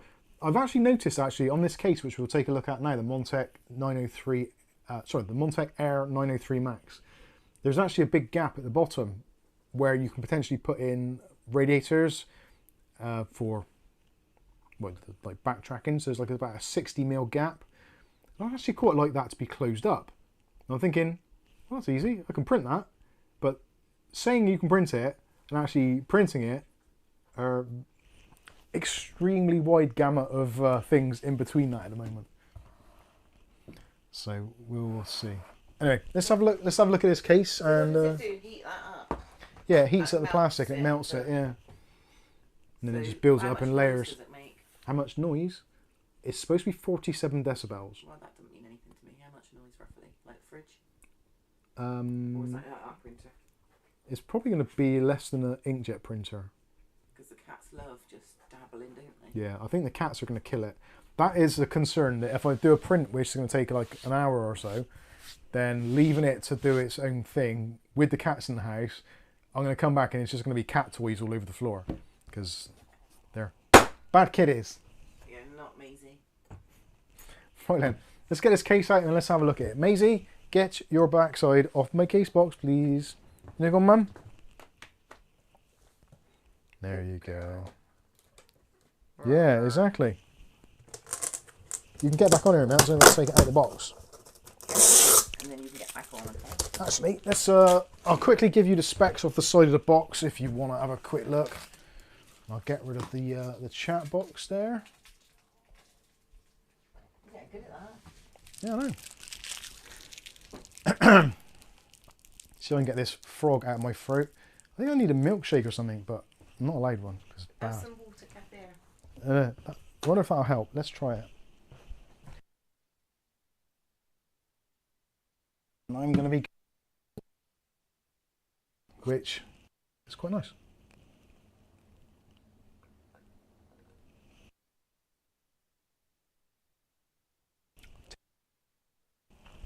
Very tasty. Is it an enclosed printer? No. And got to watch for our ventilation too. No, it is very, very much open. Anyway, so the key features of this, so CPU coolers, massive, up to 180mm. GPUs up to 400mm. And power supplies up to 240mm. Drive bays, you've got two 3.5-inch drive bays, and you can fit in a maximum of 5 2.5-inch drives, so 7 drives in total, which is a bit nuts. Front intakes are the HP 140 ARGB PWM fans, which I'm not sure if they sell separately. Because if they do, I'm tempted to buy another one to put in the back. But it comes with 3 front fans, 1 in the rear, none in the top. And radiator support, as you can see there, 360, 280, 240, 140 and 120, either at the front or at the top. Potentially you could put a 120 in the back as well, but if you do that, there's something wrong with you.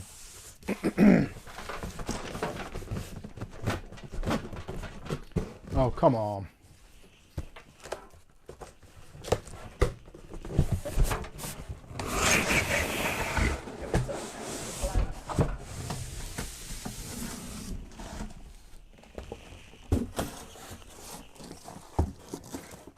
Big cat's fur down there. Sorry, talk amongst yourselves. Will I get electrocuted? No, no shock.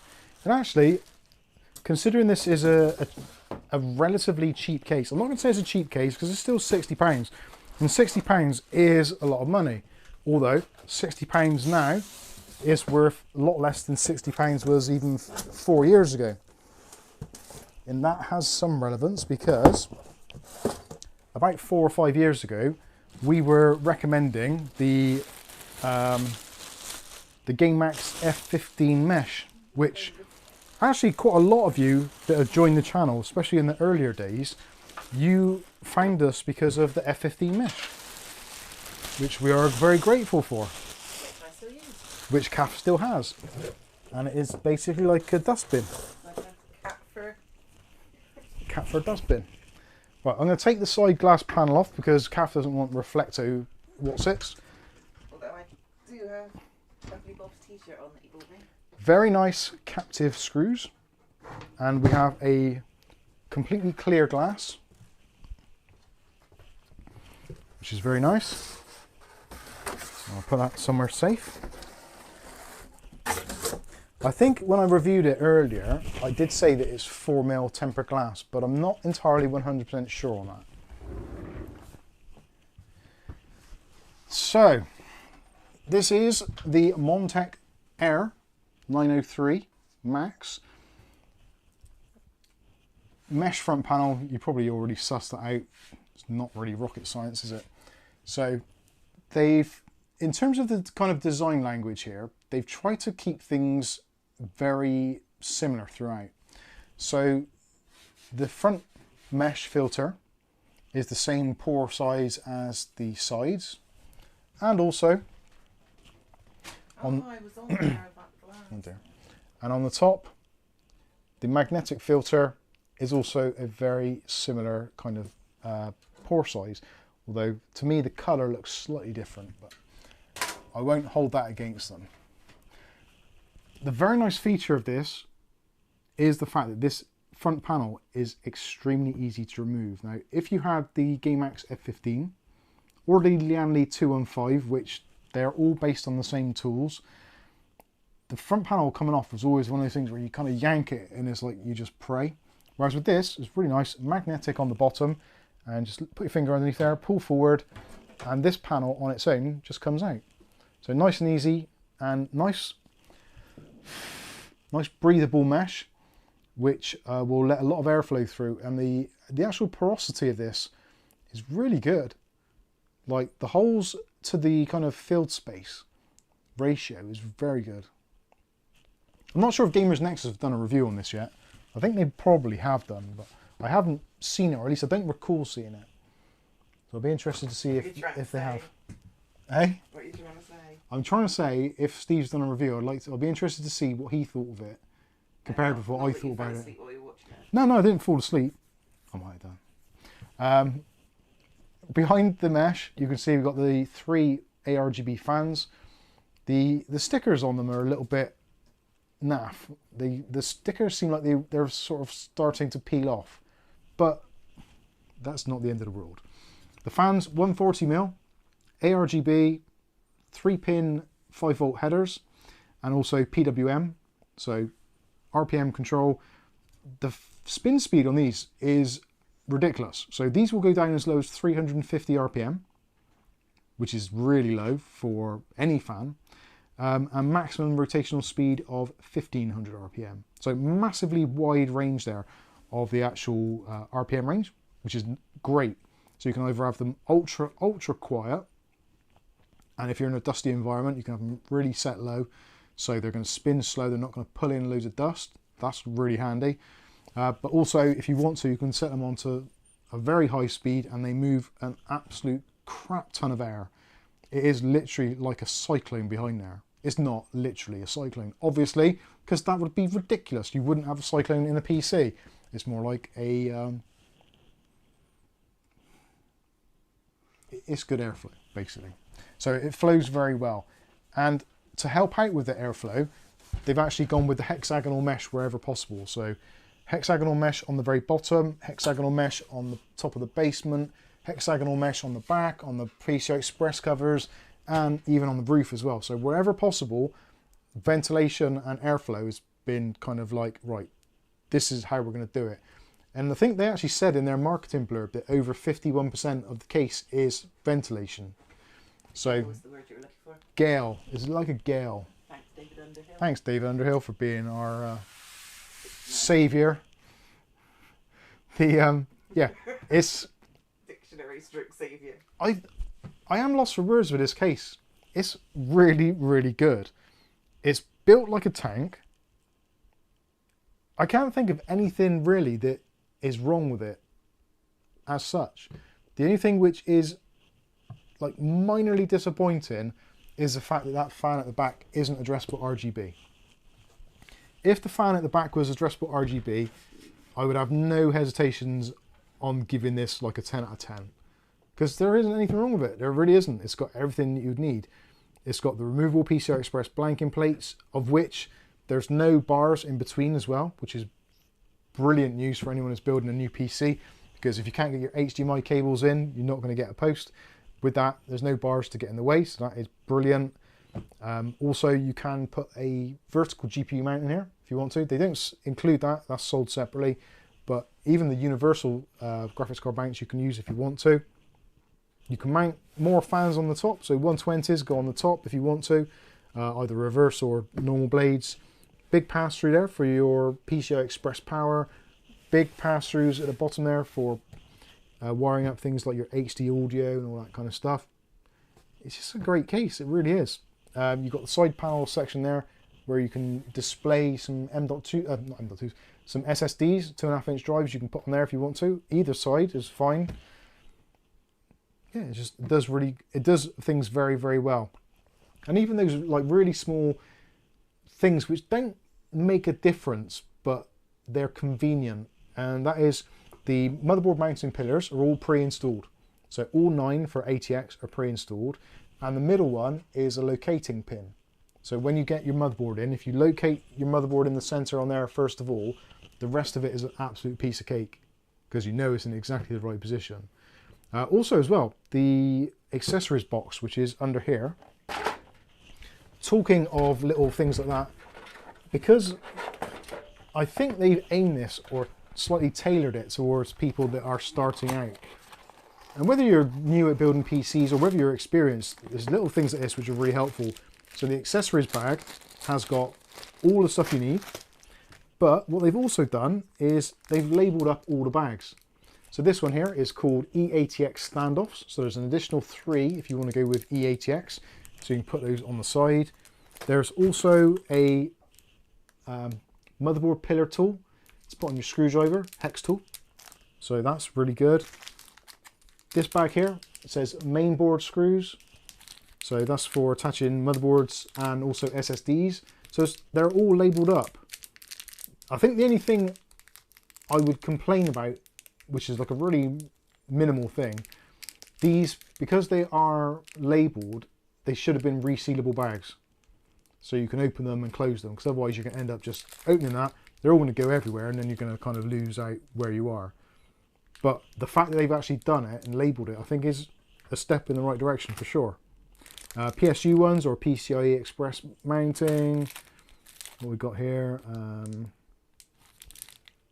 Special gauge SSD. So that's the special ones for going through the holes there for mounting your SSDs. So yeah, it's all done very, very much with the idea of people that might be novices trying to get involved. And also there's a spare grommet as well for the hard drive cage, should you damage it. Wallace and grommet. Somebody put that in the chat earlier. What's your question? Newty Muck says maybe the fans can produce a whirling dervish. A whirling dervish. A Tasmanian devil inside a case. And Blake says Montech advertise a vertical GPU mount but haven't actually got any. I asked Right. and they said any vertical mounts are compatible. I bought a Cooler Master one instead. Oh, that's interesting. Thank you for that. Yeah, so it's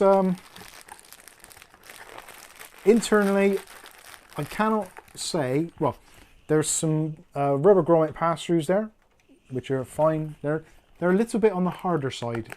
They're more, they feel like vinyl or harder rubber than being like a nice soft silicone type rubber or silicone. Would have been nice, I suppose, if they'd have had a few more just to cover up those blanking holes there. But I guess you could buy some or 3D print some covers to go on there. That was what's all about the front. You've got a 60mm gap there, so if you want to put a radiator and fans behind it for push-pull, you can put something in there. But I think I'd probably like to cover that up a little bit maybe. Loads of room in the top. So if you look in the top, loads of room between the top and the top of the motherboard, which actually I should measure. I think it's about 50 to 60mm. So yeah, from the very top there to the motherboard pillars, looking at about 64, say 60mm. If you say 60mm, you're safe. So you could have a 30mm radiator with 30mm fans and still be absolutely fine. Whereas most of the time radiators are like 28mm and fans are 25. So you have plenty of room there. Cheers, Jason. Roderick says the case is a bargain for sure by today's standards. Yeah, definitely. It's I keep on saying to myself and thinking, like, how do they do this for £60 and make money? Like, I don't really get it.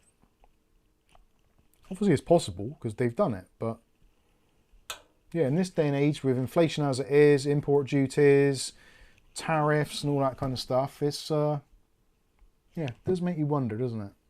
So yeah, PCI Express blanking plates, they're all individual, removable, so that's great. No horrible folding out bits. Good stuff. On the back, 140mm fan there, adjustable up and down a little bit. Put a 120 in if you want to. Power supply up to 240mm in length. Nothing to dislike there, I feel. This is the back, as you've probably guessed already. Thumb screws, captive. Nice touch. Because you think, there's a lot of cases which aren't having captive thumb screws. And actually, this is, again, a very stupid, but actually a very nice thing. All of the thumb screws in here are actually able to undo on the first go without a screwdriver. And so many times I've seen these cases and like they've got thumb screws, but they're so tight you have to get a screwdriver, which kind of negates the point of actually having them. Yes, Kath? How thick or thin is the metal on that case? I honestly don't know. I don't think I've even got the tools. I probably have got a tool to measure actually, but I'm trying to see a single piece. You can't get that out of the stream. Yeah. I don't know is the honest answer, but it feels substantial. It doesn't feel flimsy in any way. It's very, very solid. Even there, like motherboard cutouts where it's normally really flexy, you put a lot of pressure on there. It doesn't want to move. Yeah, so cabling wise, you've got some Velcro straps there with the Montech logo on, which is nice. Those are all there. I disconnected all the fans because when I was doing the video, I didn't have a motherboard in here, so the fans were just going full speed, which is a bit on the loud side. But here you've got your hub, so you can have 6 fans connected and also 6 addressable RGB devices. You can daisy chain any of those if you want to. How long the daisy chain is, that's down to you, but it is SATA powered rather than Molex, so you can have slightly less amperage there, but for up to kind of 9 or 10 fans, I think it's going to be absolutely fine. Make sure you have got one of the fans plugged into the white header on the end, because that is the kind of like the sense pin or sense header. So that is the one which is going to send the signal back to the motherboard. The motherboard signal gets sent via PWM. There's a PWM plug at the bottom. So it's all good stuff. I suppose the only thing you could really ask for that this doesn't have, which something like the F15 did, is the remote control. But that didn't have such good PWM control, I think, personally. So I think I'd rather have better PWM range and control than have a remote control. But that's the beauty in it. If you want the remote control, go for the F15, because essentially it's the same case with a few minor tweaks. And we like that. So there's a lot to like here. Yeah, there is a kind of a little be quiet about it. Nice that these pass-throughs as well. Again, for the novice PC builder, these pass-throughs here are massive. They're huge. They're like windows. So getting your EPS connectors through there, you could do that basically blindfold in the dark with the wind on the wrong side, and it'll be fine. And with my sausage fingers, I could probably get my fists through there almost. It's a good 4 fingers in there. The surround for the CPU backplate, tie down points as well, which is again a very cool thing to see. Got the removable drive sleds there, so you put a 2.5-inch drive in there, or leave it out if you want to. If you leave them out, I think you can actually use that as an alternative mounting location for the hub, possibly. No, I don't know actually, because that is no. I think earlier it said front's inset, so you can put a radiator in. Yeah, the front is inset, so you can put a radiator if you want to. Overall, it's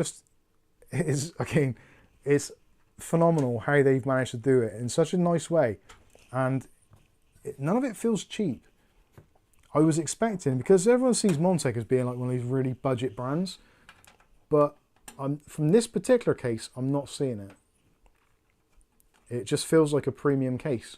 The only thing I'd say probably which would suggest it isn't a premium case is possibly the fan controller hub, which isn't really a big deal anyway, but the overall build quality and construction, and even the fans, like the fans are great, they really are.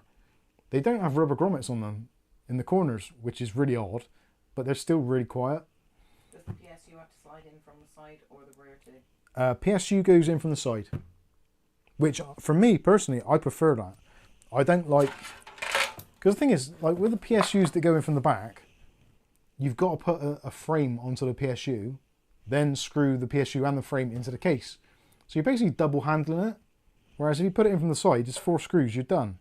Whereas if you do it with like a cage around it, you've got 4 screws, then probably another 2 screws minimum to attach it to your PC. It just seems like a bizarre thing to do. And also there's plenty of room there. If you want to pass through the cables, actually that's something which I wanted to check. which I didn't mention earlier because it completely escaped me. So this is a big fat Game Max power supply. And let's put that in place. And I want to see, yeah, there's plenty of room there. So yeah, I was a little bit concerned that there might not be enough room to pass through things like the HD audio cable, which is a little bit of a downside on some cases. But it would appear that, oh god, yeah, that's just gone straight through. So yeah, that's no problem. And also there's a bit of room to tuck them in underneath. Happy days. And wonder about the, yeah, even the thicker USB 3.0 fits in there between there. So there's a good, it must be a centimetre. Where do I put my measuring device? It's actually going to be quite hard to measure.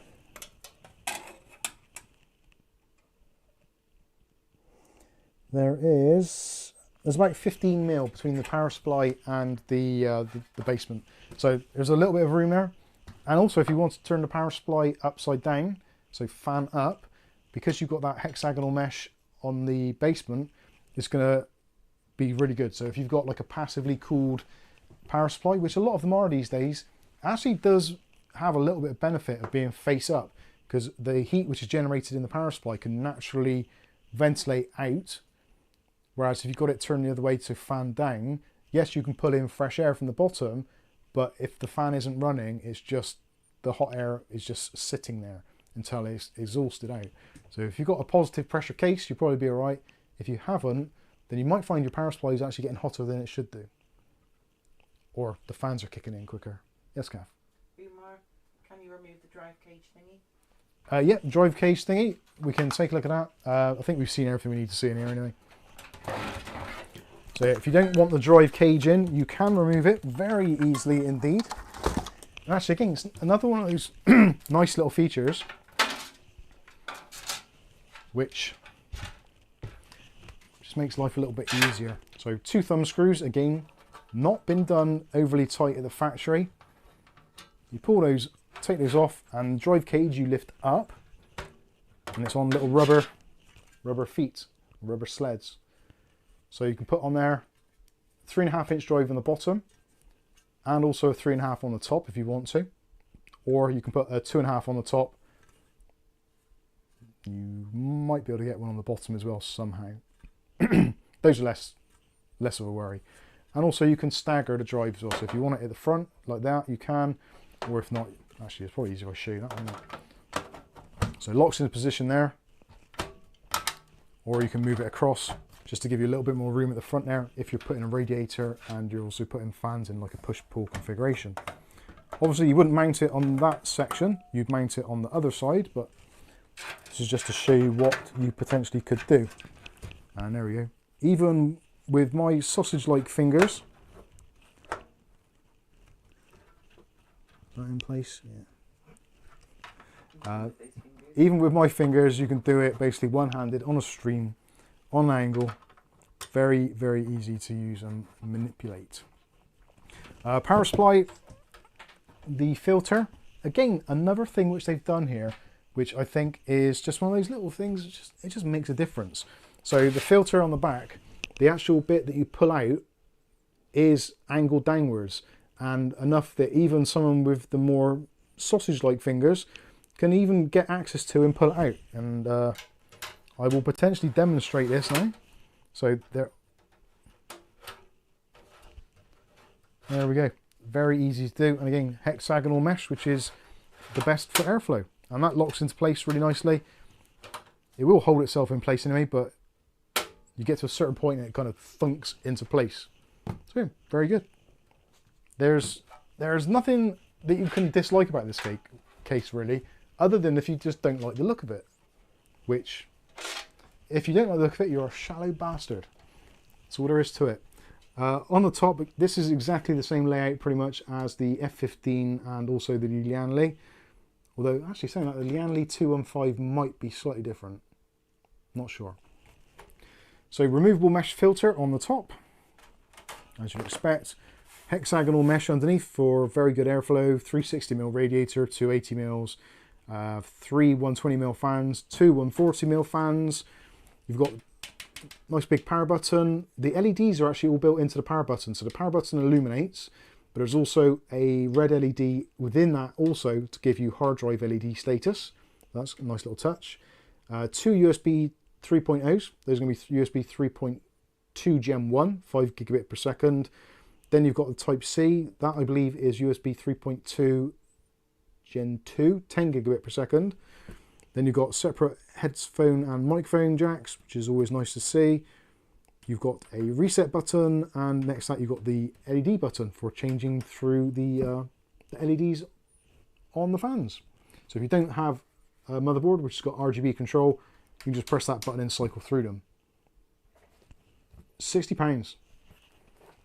It's insane.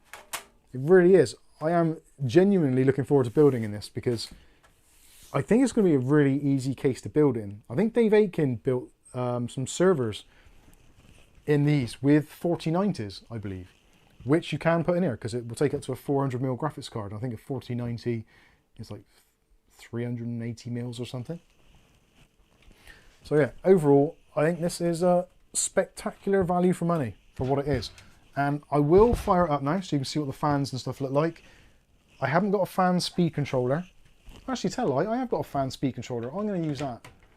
We'll see what we can actually get out of these fans. And if there's any questions, you can ask them now. Just one more.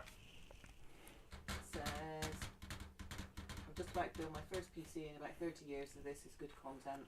Oh, good. That's for sure. Was looking at the Bambu Talos E3 mesh, but I've changed my mind based on this. Cheers. Oh, awesome. Yeah, there's links in the video description if you want to help the channel out. And you're able to use Amazon or scan.co.uk and possibly eBay as well. Not eBay. There should be links for it below. And we really appreciate it. I can't even say it properly. We really appreciate it. I meant CCL and stuff, but it's not those. Right, let's get my fan controller out and we'll fire this up. We'll have a look, see what it's all about. It's actually a shame that I've just rebuilt my own PC into the BTF. I think that's actually something which, if this case had the BTF cutouts for the back to front design motherboards, I would actually probably be tempted to use this myself. I probably could, but I wouldn't because I don't trust myself to do it properly. But you could just print where it fell out. Oh, hiccups.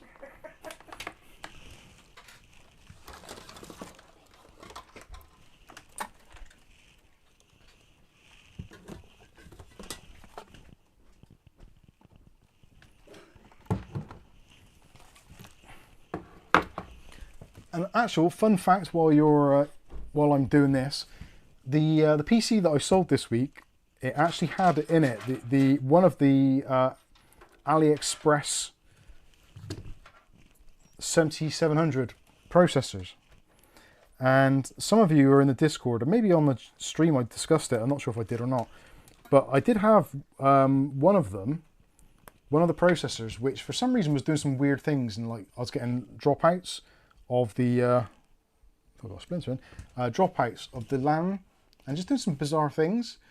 So because that PC was going to Poland, I didn't want any of that happening at all. So I checked the serial numbers because I actually looked on AliExpress because I was going to return the processor, but it actually turned out to be okay, or it seemed okay. But then I had a weird thing where a Windows update failed, and I thought, no, I can't risk it.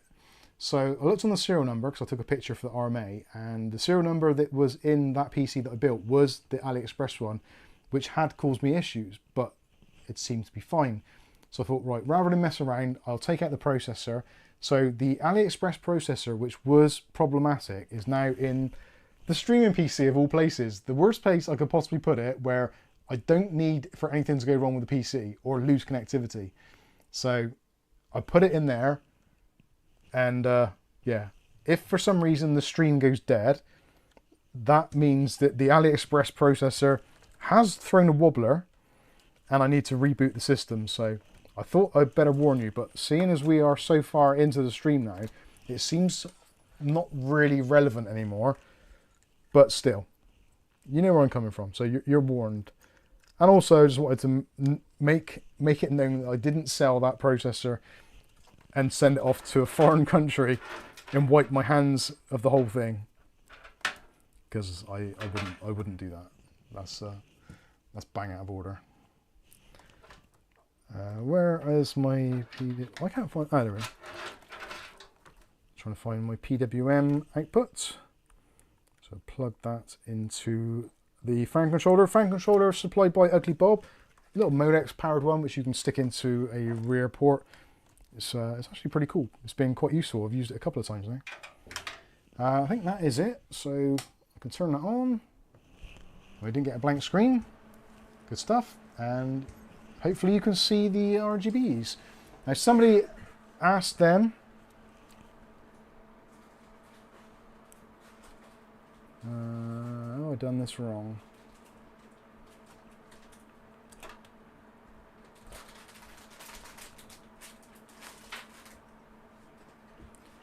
I wired this up wrong.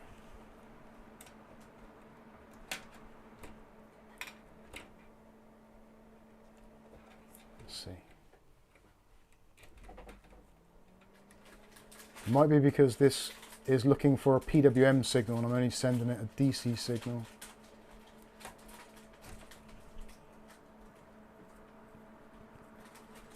Off, off, and off.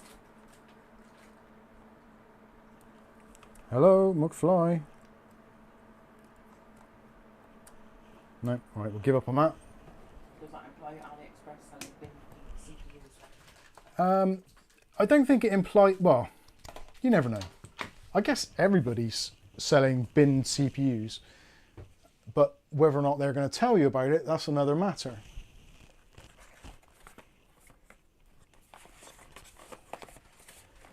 Considering I've had, what, 5 AM5 processors now off AliExpress, I think, maybe 6.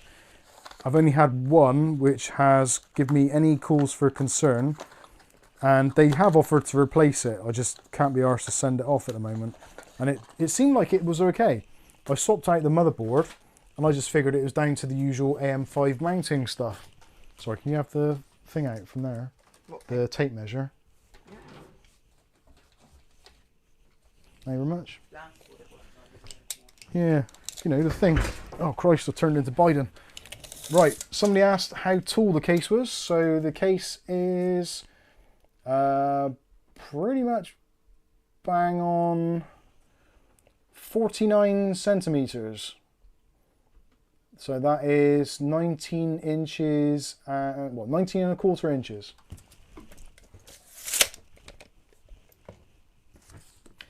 Right, let's see if I can remember how this bloody thing works now.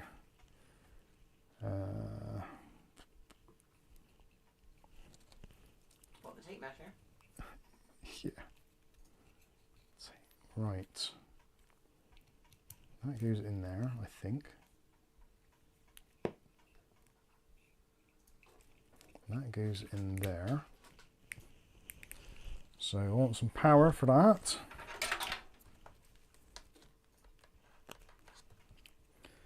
And in theory, if I can plug actually that into that. I should be teaching people how to do this, but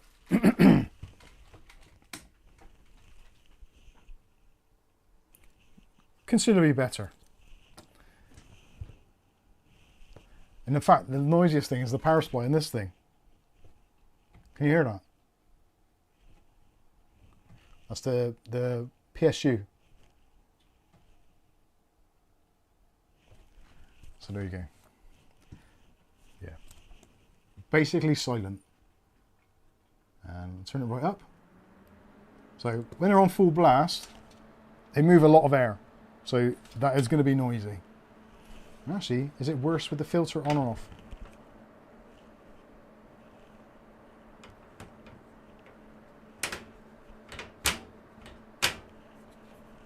Can't really tell. Let's turn it down to a more sensible level. Yeah. That's going to be nice. That's going to make it for a nice... Oh, there's one fan's not plugged in. Which one's not plugged in? That one there.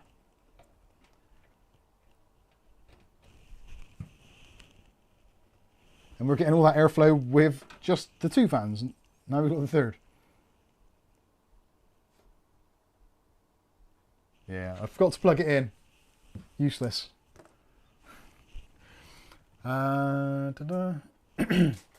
Looks like a cable stuck in the bottom fan.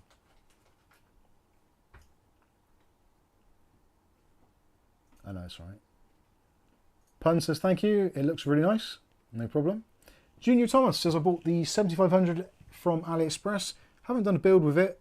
Any issues with those? Not that I'm aware of. The 7500F that I bought, sold that system very quickly actually. It went very quick when I sold that one. And don't think... I'm trying to think who had that now. I can't think who had it. But yeah, I've not heard anything back, which is generally a good sign. And I do offer to everybody I sell a PC to, I say, look, I'll give you free technical support and I'll do what I can to help you out. I can't really offer you a warranty as such because I'm not in a position to do that, but if you want any upgrades done or basically gets any problems, come back to me and I'll fix it for you free of charge, if it doesn't include parts. But I might have to make a video. It's happy days. You never hear back. Yeah, I never hear back, so... which is a shame.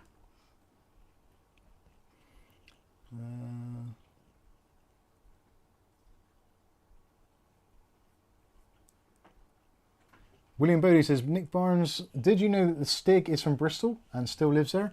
What was his name? Is it Ben Foster? I think. Banksy lives, well, has lived in Bristol as well. I met him once.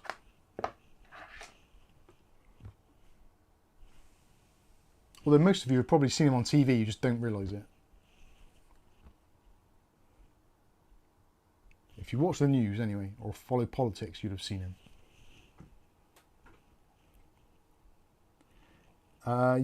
Umar, I've just sold my old PSU on eBay. Can I ship it through Royal Mail with no problems? Not sure if it's... no, it's fine. Power supply's fine. The only things you get problems with Royal Mail is anything that contains batteries, or certain types of batteries, and fluids, generally, or aerosols. But you know, you'll be fine. Let's have a scroll through. So what do you think about the case then? I think it looks great. I really do. And like for £60, I don't keep on saying it, but £59.99. I paid for this one, wasn't it? Yeah. No, that was dearer because I think I paid £65 for that one, and then I paid an extra. That was COVID times, wasn't it? And then I paid an extra £7 to get it next day delivery, I think, because I wanted to review it. So I think that one cost the best part of 75 quid all in. But this was ordered from scan.co.uk on Friday night. Yeah, Friday night, around about 7 o'clock. And it said when I ordered it that it was going to be here on Monday. I get a message this morning from DPD saying, Mike, your parcel will be delivered between 10, whatever it was, and actually, let me have a look. Rather than me trying to fudge my way through the numbers, I will actually validate and verify. And I'm sure it's DPD. DPD UK, we will deliver your parcel today between 9:47 and 10:47. If you're not in, your driver Zane will have options. Oh no, sorry, that's the previous day. Next one was, we will deliver your scan comp parcel today between 10:09 and 11:09. If not in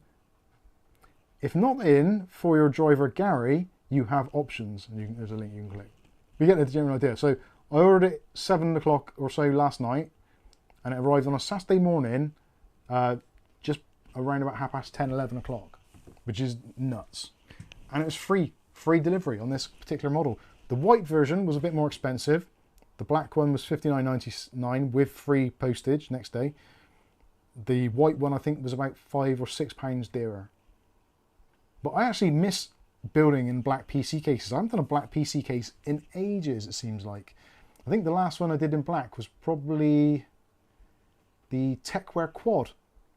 That was probably back in, what, March, or maybe even before March.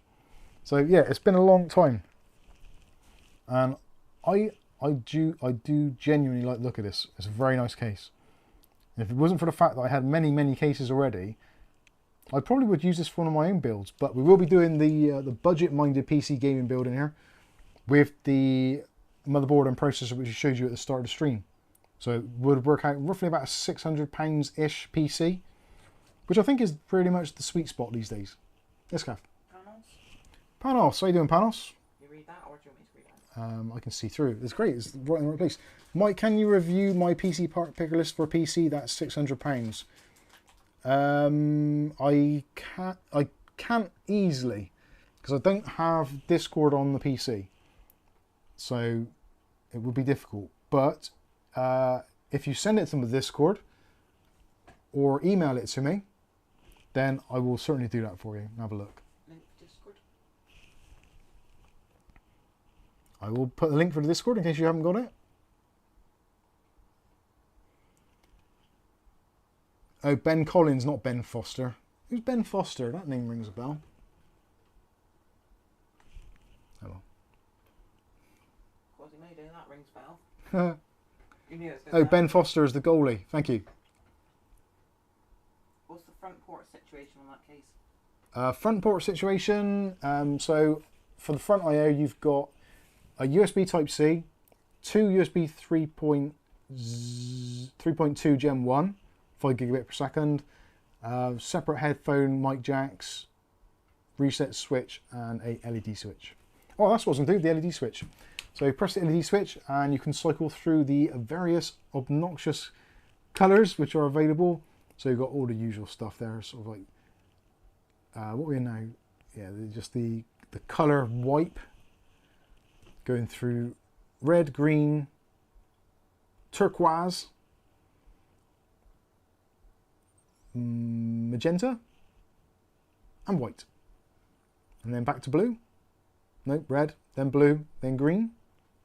Or red, green, then blue. RGB. Yeah, red, green, blue, of course. Can't believe it. And more of the same. See, I'm looking in the reflection of the camera lens to see what's going on because I can't really see it very well from here. So, yeah, flashing colours. Then you have a flashing circle colour thing. David Thompson thinks it's a nice case, but I need more than 3.2, 3.5 bays. Seems the larger the case, the fewer the drives fit in it. Yeah, the 3.2 bays, you probably could... I'm pretty sure they'll go in the front as well. So you could probably have another 2 drives in the front. So I think you could probably put 4 in there. But it looks like it's set up for SSDs. Yeah, actually that is SSDs.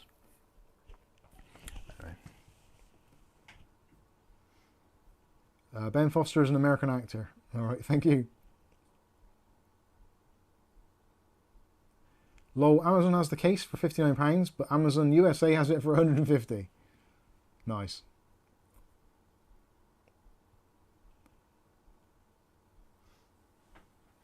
Free Mouse says, I like the side venting for the fans. Yeah, it's a... I don't think it's very functional or particularly practical. But can't really feel anything being drawn in there. But it's nice that the bottom is all sealed as well, so it's not like pulling in unfiltered air. So it is all fully filtered. Sorry? Yeah, got the slide on, so it probably wouldn't suck as much. Yeah.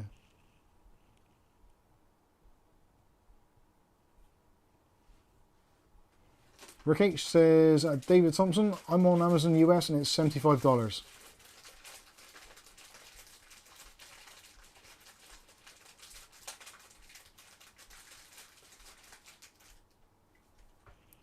Okay. Oh, that's what I'm doing. The rest of the colour crap. I got relayed. So, got your statics. So, yellow, white. The white is actually quite nice. It's quite a nice bright white. There's a very slight tinge of blue in it, but not massively. I think that's actually probably more kind of reflection of the black surround rather than being actual RGB tinge or white tinge. Then you got more of the chasey things.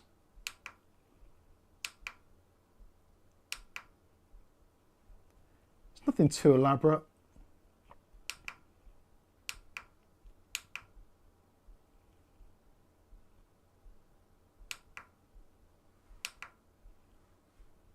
You've got your Aurora fade, which if you've been doing RGB long enough, this is kind of like what you used to get from 12 volt RGB rather than the newer addressable RGB. But some people still like it, especially if you've got like LED strips around your bedroom or your whatever your room is, or under desk lighting or whatever. Generally you can get this to kind of match up with that quite nicely. And then of course you go back to your rainbow puke, which we will leave it on. So that is it. That is the case. So you can hear the fans properly, I will. So that's on basically the bottom. If I put them on to about 50%,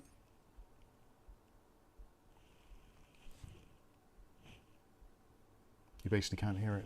The noise you can hear is actually that PSU fan. So I'll turn that away, so you can still pick it up. And that's calf coughing.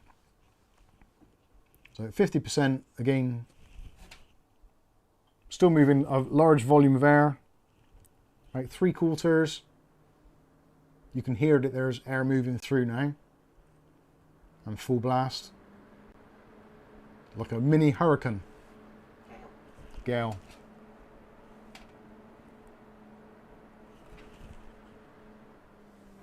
Turn that back down to a sensible level, and we're good. Viali 100 says, I think I will stick with Lian Li. I like premium. Cool. I like Lian Li cases. I've got the Lam Cool 3 under the desk here at the moment, which we'll be doing a build on that at some point. That is a beast, the Lam Cool 3. It's so heavy. So big and bulky, but nice case. And thank you to Colin Hilson for that one. Much appreciated. And Colin's actually going to be sponsoring another Lian Li case review and also giveaway coming up soon, at least when it's launched in the UK. So the Lian Li 207 is supposed to be launching Q3. No exact timescale yet, but when it is available, we will be ordering one straight away. And then as soon as I've finished doing the review on it, we will be doing a giveaway. And some lucky viewer, apparently Colin said that it doesn't mind where it is in the world, he'll pay for it. So I want to say it's going to be a worldwide giveaway, but due to the costs involved, potentially it might not be. So we will offer it up as a worldwide giveaway. But if you live somewhere and we do like a thing and it's just like ridiculous money, we'll probably just buy another case in that region and get it shipped directly to you from whoever it is. I think that'll probably be the better way of doing it. Especially if I like the 207 and I want to keep it. So I'll just buy another one and get it sent out to you. I think that'll be better. I've got Amazon accounts in most countries, so it should be okay. But we'll see what happens. With any luck, it'll be someone who lives in the road, and I'll just walk down there and, here's your case. Cheers. Thanks very much. Thanks for watching.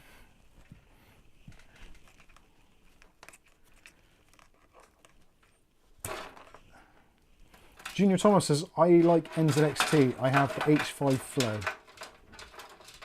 I'll be honest with you, I've not been overly impressed with NZXT cases and their components, to be fair. Of all of the experiences I've had of recent times with anything NZXT, it's always been problematic. And I can't really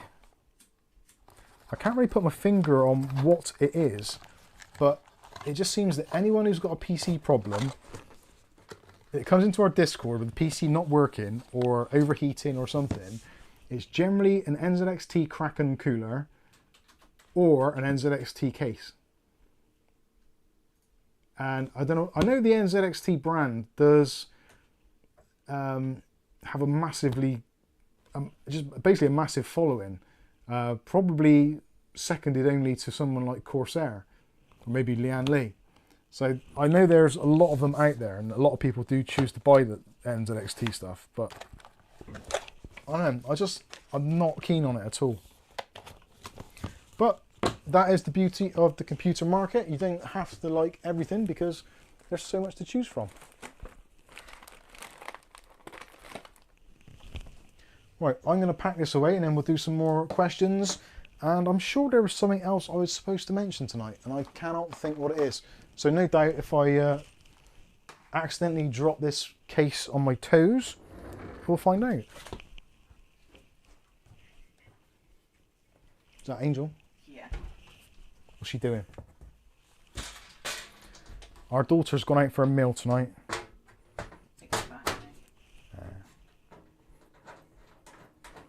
And apparently she's not drinking tonight, so I didn't see if it was a full moon or not.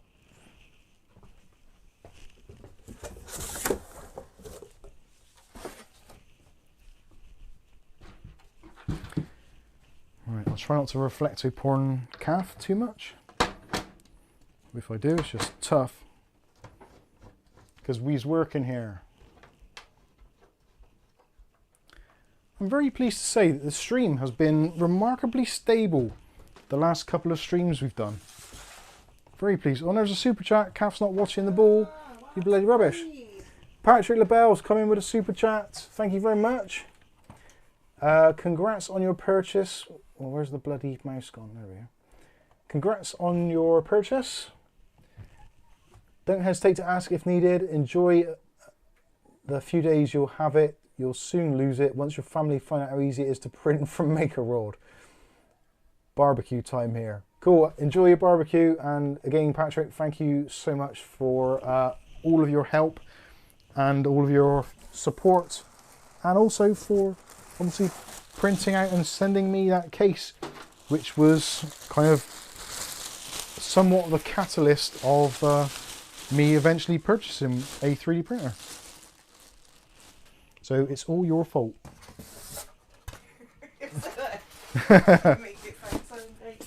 I know. They know I'm only joking. It's British humour. A bit like the election.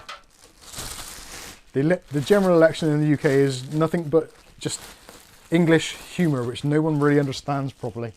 And then we all go out and vote and pretend that we're actually voting for a party when it doesn't really matter because they're all the bloody same.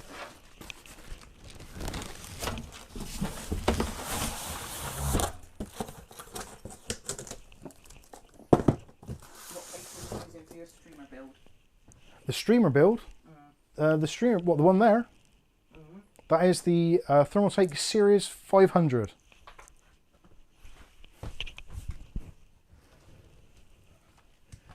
It's very good. I am very much liking the Series 500.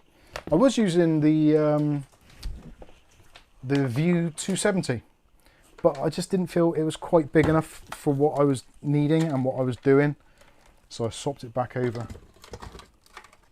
And it's actually quite a rare thing for me to do. It's not very often that I will do a full case swap of the streaming PC and then swap it back into another case. I think possibly I might have done it with the TechWare VXR at a point, but I don't really make a habit of it. So if a case comes and the case goes, generally it stays gone when it's gone. Mark Berry says, it's a farce, Mike. It certainly is.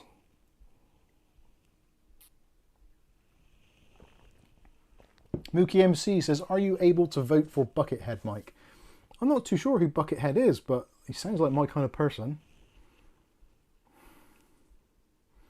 Freedom House 1984 says, so it's kind of like the US. Yes. Mark Berry says, Farage is a wolf in sheep's clothing. Now, in full disclosure, obviously there are other political parties, all of which that potentially have wolves in sheep's clothing, just to remain somewhat neutral.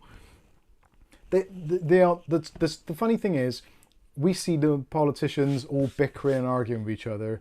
When the cameras stop and they're together, they all drink in like the same pubs and places.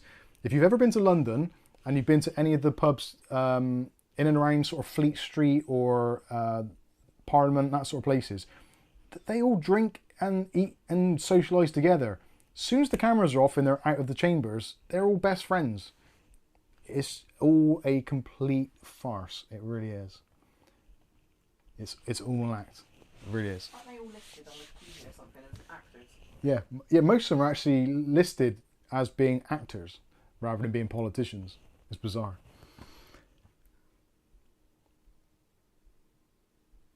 Mookie MC says, I know there are some comical candidates out there in the UK. I think that politics in general is just it's all a big game. And you should never read too much into it, because it doesn't matter which party is in, you're always going to get taxed. You're always going to have rubbish services. They're always going to want to squeeze you for more and more things. So it doesn't really matter who it is. We can all get hung up on red, blue, green, yellow, whatever it is your party goes, but it doesn't matter. It really doesn't. William Bodie's generalising somewhat. I'll never go to London. They steal everything you got if they can. I think there are going to be some places in London which are okay. I don't think it's all bad. Much like most places in the world. Or maybe. Go back up on there. Right, what was there? Something else that I was going to discuss and I wanted feedback on. Can't think of what it was now. PC, sold, done that. What other things? Oh, someone asked earlier about how did I feel about a certain thing. Deep cool, that was it. So for those of you, yeah, thank you Nick Barnes, I think it was. For those of you that don't know, so there is a company called Deep Cool, which make cooling accessories, PC cases. I think they actually make computers as well, like full built computers. Due to the fact of them either directly or indirectly selling banned items to Russia, and potentially known companies which have affiliations with Russia, and also the whole thing going on over there. The United States have introduced sanctions against some companies already, and it would appear that Deep Cool have been recently added to that list as of Friday afternoon, I believe it was. So a couple of people have mentioned it, and actually, oh, it's my fingers squeaking this. It's, again, like I said just now with the politics thing about the general election here in the UK, the same thing applies to world politics. It's all somewhat of a game show. There are games that are being played, political games, arguably, and they do what they do. Now, I think it's really unfortunate for Deep Cool. Having said that, there are many companies which are still trading with places that they shouldn't be, but they do it via third parties. And every government is the same, and most businesses are the same. Wherever there is a roadblock, you find a way around it, because most business people and politicians are actually quite ruthless, and they'll do whatever they can to succeed. So I don't think it's going to be a problem for Deep Cool. All they'll do is they will export to a third party, and that third party will then get their stock to the USA. Whether it's going to be quite as easy as that, I don't know. Whether or not some products may require a rebrand, maybe. Again, I honestly don't know. But generally that's what most places will do. If there's any kind of embargoes or restrictions or sanctions, they just go the long way round. Yes, it might end up costing a little bit more, but ultimately that cost is going to be passed on to you and me, And that's kind of the way it is. So I wouldn't be concerned that deep cool are going to disappear off the face of the earth, because I don't think that is going to be the reality of it. And in fact, I did check today on Amazon US, and there are still many, many deep cool products listed showing as available for immediate delivery. So it's not going to be one of those things where it's an immediate kind of cut off. Now, perhaps because it happened late on a Friday, many companies, including Amazon, who rely on a lot of these other companies to sell goods and make a profit, they may be somewhat kind of lazy about enforcing those restrictions. So potentially next week things could change a little bit. I honestly don't know. I haven't got a crystal ball. I'm not a time traveler, so I can't really answer that.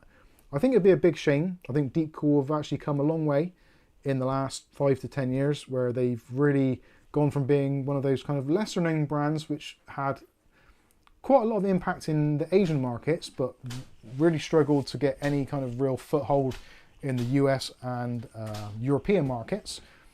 But over the last few years, I think they've changed that. The AK range of coolers, the AK400, the 500, the AG500, all of which we've reviewed on the channel, all did very well and worked very well. The LS range of coolers, the 720 LS, that was a fantastic cooler with that cube design.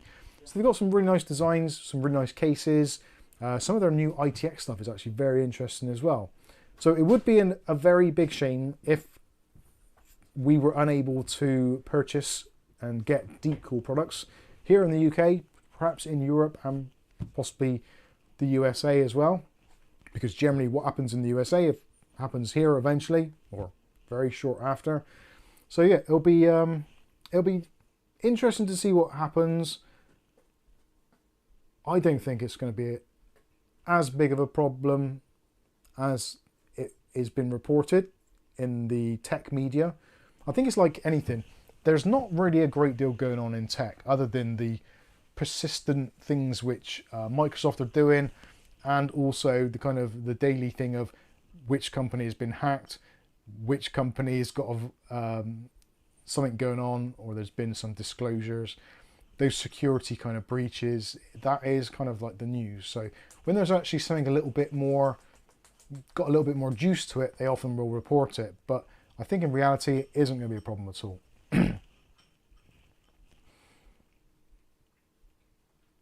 Viali says, I have the LT720 backup if the Mystique goes pop. Mookie says, maybe Mike can print a 3D time machine. That is not a bad idea. That is going to need a lot of panels.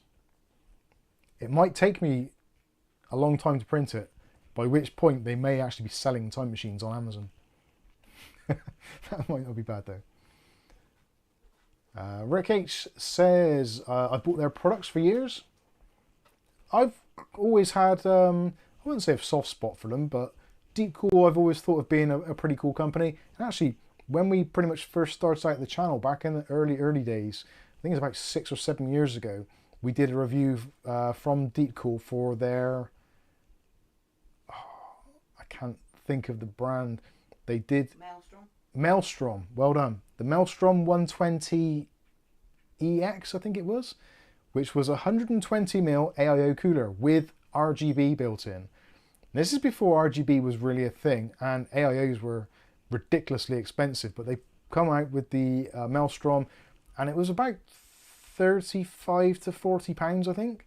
So a little bit more expensive than something like the Evo 212, or actually their own Deep Cool, what was their, the Deep Cool Gamax 400, which was a great cooler.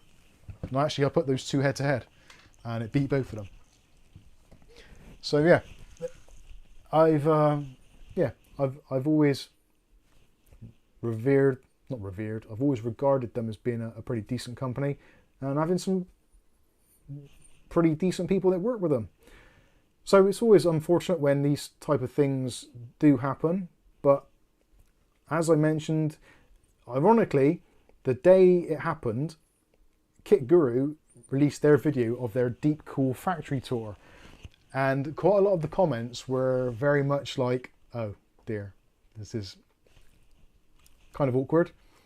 And I posted on there saying, yeah, this is it's a really unfortunate thing to happen to Deep Cool. It is a shame, But unfortunately, that is the world of modern politics, where,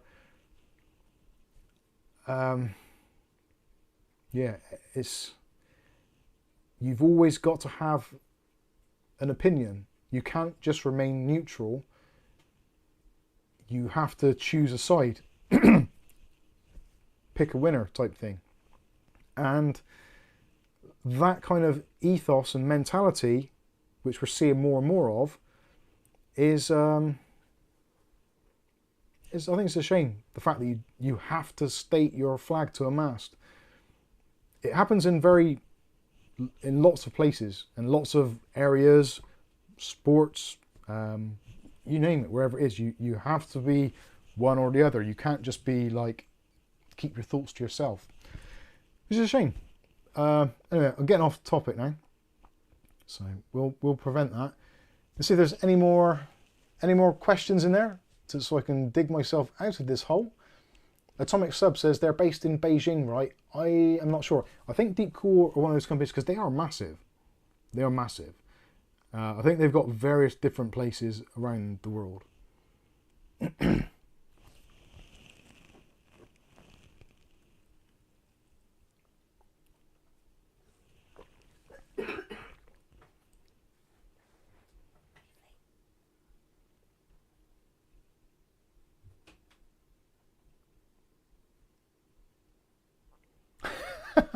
JB Mods. Mike, how do you look so youthful? Do you moisturise? No. I do drink lots of water and lots of fluids. I would say, well, I'm not really youthful because I'm 50 now. So, but if you think I look youthful, thank you very much. He's quite youthful. Around the house. I do have some youths around the house. No, I don't moisturise, although I would say I've always been relatively lucky in a weird way that I've always had quite kind of greasy skin, so quite oily skin. So I think that helps to keep my skin moisturised, so it looks like it's not dried out or anything. And I don't have many wrinkles either, like laughter lines or whatever around my eyes, which I'm quite pleased about. Well, that really makes a great deal of difference because I can just put an AI filter on and all of that will go away. Good lighting, says Chris Hartford. It is, yeah. And yeah, an active Photoshop filter. Strangely, this is actually recording in 4K. So, although the output is only 1080p because of the stream, but it is a 4K stream, so yeah, I'm not... JB Mod says, you look good for 50. I'm 50 myself. I'll be honest with you, I look like shit for a long time. And I don't think I look great or good even half the time. But something which is really helpful, and I am very glad I did, was I worked in a job that I absolutely hated. Now I know a lot of people are going to be like, well, that's jobs. Making the switch from working in a place which, in the words of George Michael, filled my pockets but emptied my soul.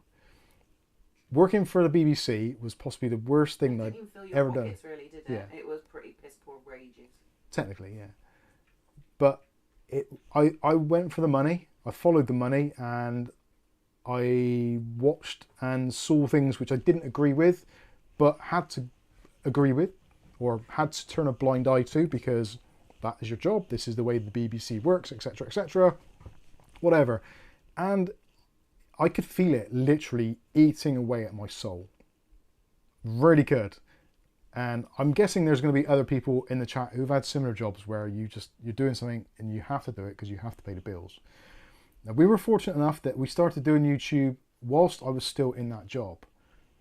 And from stopping working there and doing like ridiculous traveling, working ridiculously hard for basically no actual emotional attachment. It really was just like a grind, and we all smiled and pretended to get on and enjoy it, but I think pretty much most people there realise that it's just destroying your soul.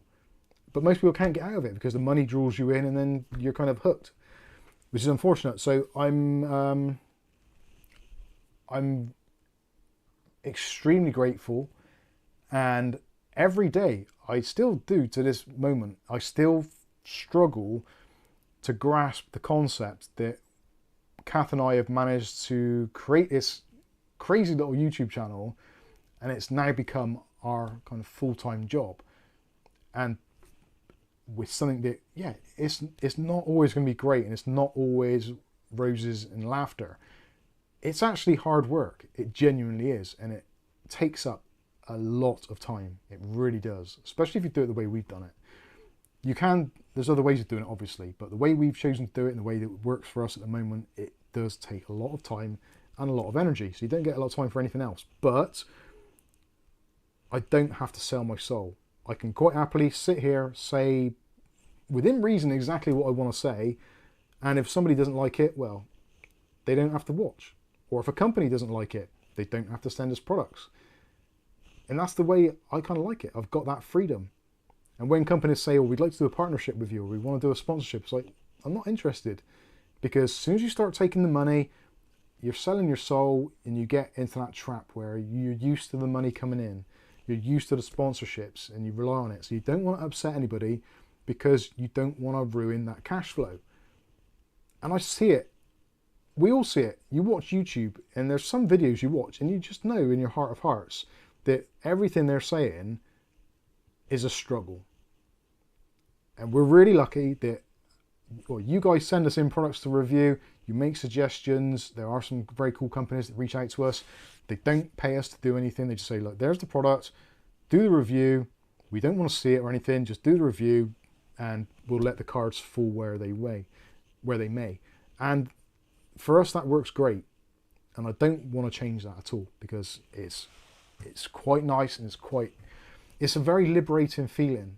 And I always remember the first day after officially leaving my job and waking up the next morning about 6 o'clock in the morning, which was early for me, come down here, got everything set up, and took a picture of it. And I think you did, didn't you? Yeah. And said Mike at his first day at work, or first official day at work, or something along those lines, wasn't it? No, Mike raring to go. Something like that. Something along those lines. And it's like, I never forget that day and that picture, because it was like a massive weight had been taken off my shoulders. Yes, it had been replaced with another weight because I had to make this work. But finally, I was kind of a little bit more in control of my own destiny, and I didn't have to speak to people that I didn't want to speak to. I didn't have to agree with people that I totally disagreed with. I didn't have to turn blind eyes to all these things which were going on that I didn't agree with. It was just, yeah, it was extremely liberating. And I strongly suggest, if there's any of you out there that are still watching this now, and you've got a passion, you've got a hobby, do it now. If you don't enjoy your day job, or you don't love your day job, or you feel your day job's killing you, make your hobby your job. Now, conversely, it does actually spoil it as well, because when your hobby is your job and your job is your hobby, it's very hard to discern where the switch off point is. So it feels like you're working all day long, but at least you're working with stuff you want to be working with. But it is a kind of weird feeling. So like when you could play computer games, it's like, are you playing this computer game to work out what the frames rates are like or how a card performs?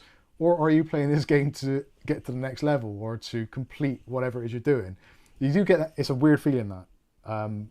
I don't enjoy playing PC games now as much as I used to, because I feel that there's always like a subcontext that I need to remember what's going on here, because I'm going to have to report back at some point about this. So yeah,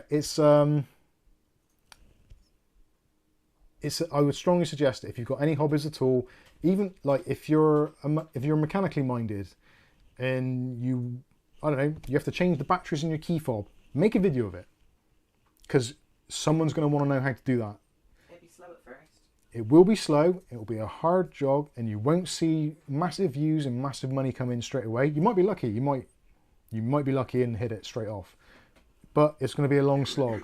but just keep on doing it. Keep on doing it. Keep the momentum. A video a week, a couple of videos a week. Just keep momentum, keep people interested, and just keep on doing it. And eventually you'll get to the point where you'll have a decent back catalogue of videos. So when if someone does find your video and likes you and likes what you do, they might watch another. And then that's how it progresses. They watch another video, they maybe subscribe, they maybe share a video, someone else sees it, and eventually, slowly but surely, you'll get out there. Just have to make the time, make the videos, and ideally make them interesting or information that people actually need. Because we've all done it. If something breaks at home, or you have to fix something, or anything at all, what do? You go onto YouTube or you go onto Google. How do I install electric fan element in whatever your cooker is? And immediately up come a bunch of YouTube videos. So it doesn't matter how ridiculous it is, trust me, I've done them, just make the video. You can change your life. You can turn your life around and you can do stuff that you actually enjoy. And it doesn't matter if you don't know how to video edit, it doesn't matter if you don't know how to do anything really. Just grab a camera, point it in the right direction, say the words, show the people. And if the information is good, people will watch it regardless. Because they have to, because they need to know how to do something. That's how it works. So, William Bow says, is Mike the cousin of the Stig? No, I got called Stig when I was younger. I think that was a Bristolian thing.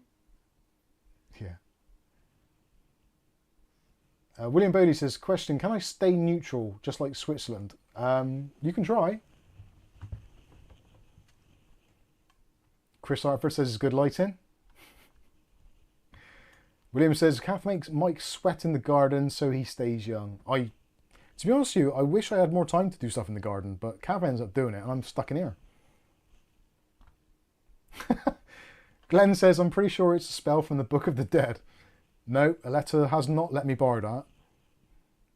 Dutch Jan says, I'm 54 and have hair. Bitch. Oh, that hurts. Mike doesn't like the BBC, and that's not women. JB Mod says, no job or any amount of money is worth sacrificing your health for. The trouble is sometimes you have to. You've got to pay bills. I've been there. We've all been there at some point.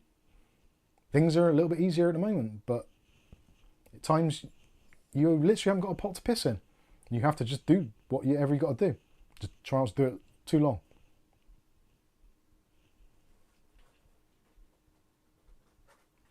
Irie Wolfman says, I remember quitting a job and just heading to the beach with friends. I prefer time over money. Yeah, that's pretty dope. That's pretty cool. If we head to the beach here, we'll end up in Weston-super-Mare. No one wants to go there. Zero Defect says, living the dream. It's not quite the dream, but it's certainly better than the nightmare.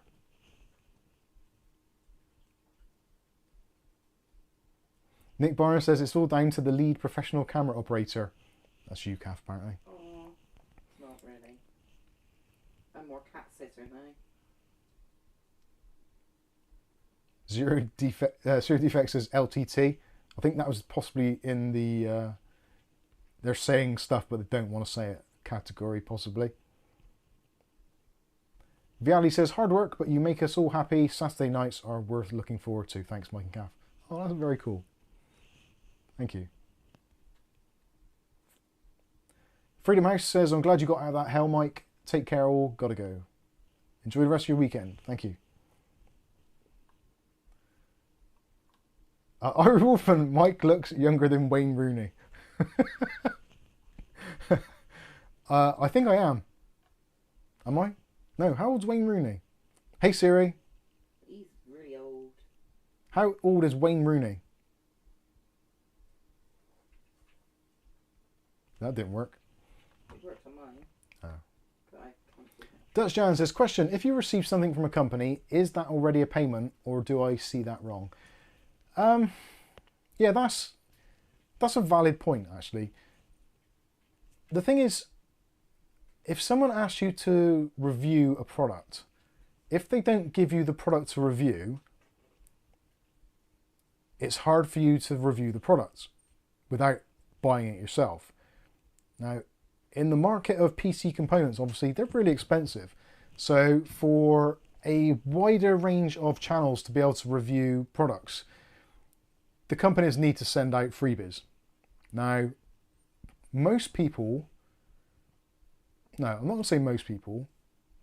For me personally, I don't see a free case or anything being anything more than a hassle, to be honest with you. Now, it's good because I don't have to physically pay for it to be able to review it. But when you get something for free for a review, the very least you should do is do an actual review on it. So immediately, that is somewhat of a noose around your neck in terms of your time. So the freebie is, I wouldn't say it's a sweetener, but it's an exchange. So say for instance, I've got, there's a pair of headphones there. So let's say for instance, a company has sent me these headphones. They've been sent by Ugly Bob, but this is just for illustration purposes. So say for instance, some random company off the internet says, Mike, can you review this headset for me? And you're like, well, yeah, we don't mind doing headset reviews now and then. People tend to like them. So yeah, you never know. Could be a really decent product and it might get very popular. So yeah, it's worth having a look. So they say, right, we'll send you it free of charge. Now, there's two reasons why that happens normally. One of which, because most reviewers won't go out and buy products because why? The second part is if this is given away as a gift, as a review sample, the company which is actually sending it actually doesn't pay the tax on it because it's a tax deductible because it's a review sample. Effectively, it is a zero value item in terms of on the books. So for the actual company, it makes sense to give you something rather than buy it. Because if you buy it, they've then got to pay sales tax, import tax duties, etc., etc. It's a very murky minefield. So for the company, it makes sense to send it out free of charge because they can write it off as a business expense, etc. You get where I'm coming from. So it's a mutually kind of beneficial thing. But like I said, then you get the thing, you have to spend a day, 2 days, a week, however long, actually using the product and getting an idea of what it's like, what it can do, doing research and stuff. So that is time, which you're not being paid for. The only kind of thing you've got to show for that time that you've invested is basically a free product, which potentially at the end of it, you might not even like or want. So, not Nokis, but some of those. What's that? Ear things that you yeah. do and they wouldn't connect. And oh God, some of the, when we were doing Nokis, at some points they were getting new models coming out. I don't know if it was Nokis. I think it was other brands. Yeah, it was basically AirPods. Same. So they'd send AirPods for a review, and it'd be like, okay, cool, and you'd be getting problems with them. They wouldn't connect, or they wouldn't reset, or various different weird stuff would go on with them. So then you'd have to spend time going back and forward emails saying, look, these don't work, but what's going on? Wait for a response. So basically, it just took up loads of time. Now that's time that you could be spent doing elsewhere. And if you were billing by the hour or the half an hour, you could be charging for that time, in which case you could probably make a lot of money. So the whole kind of the freebie thing, technically, yes, it's someone's giving you something which has a value. But on the flip side of that, it doesn't have a value, it has a cost associated with it because it's going to cost you time, it's going to cost you money, and it's going to cost you effort to actually go through it in any form of detail. Now there's some unboxing videos which literally they just take it out of the box, literally show you what's in the box. They don't give you any opinion, don't give you any details, they don't do any research. Those kind of videos, yeah, they've got a freebie, they've not really done a great deal, maybe a bit of video editing. But still, that still takes time. So as far as, yes, I agree, there isn't a kind of an attached value to any of these items.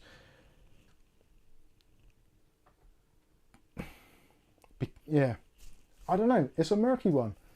I think a lot of people would assume that it's like, oh, this is great. You just get sent loads of free stuff. It's like, it's a nightmare. It is an absolute nightmare because unless you've got like a big house or you've got some way of getting rid of this stuff, it just piles up. And literally, this room is full of the stuff. The hallway is full of the stuff. The loft is getting full of the stuff. And it's like, it's almost a full-time job to try and actually get rid of this stuff after you've got it. Now, I'm not being ungrateful. I'm just being 100% honest and telling you how it is. Because a lot of people think, oh yeah, it must be great. Just sat at home all day, make a video which lasts 10 minutes. Then you've got like another 10 hours of the day to do what you like. And it ain't that at all. It isn't what everyone thinks it is. Yes, it's very cool and it's a very nice lifestyle. But like anything, it has its pros and it has its cons. But going back to the original question, is this a payment?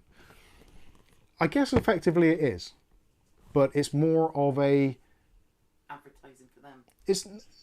No, I'm thinking more in terms of like the relationship between you and the person. It's more of a kind of like, right, we know you're going to spend some time and effort to look at our product and possibly make content on it. Whether that content is good or bad, we're still going to give you this product for you to try and test. Now also as well, in some videos, you may actually have to test something to pretty much destruction, i.e. take it apart, at which point it is no longer a new item, so it can't really be sent on to somebody else as a new product. And quite often review samples, some things will only go out to one person, like headphones for example. Gaming headsets never go out to more than one person. If you get sent a gaming headset for review, 9 times out of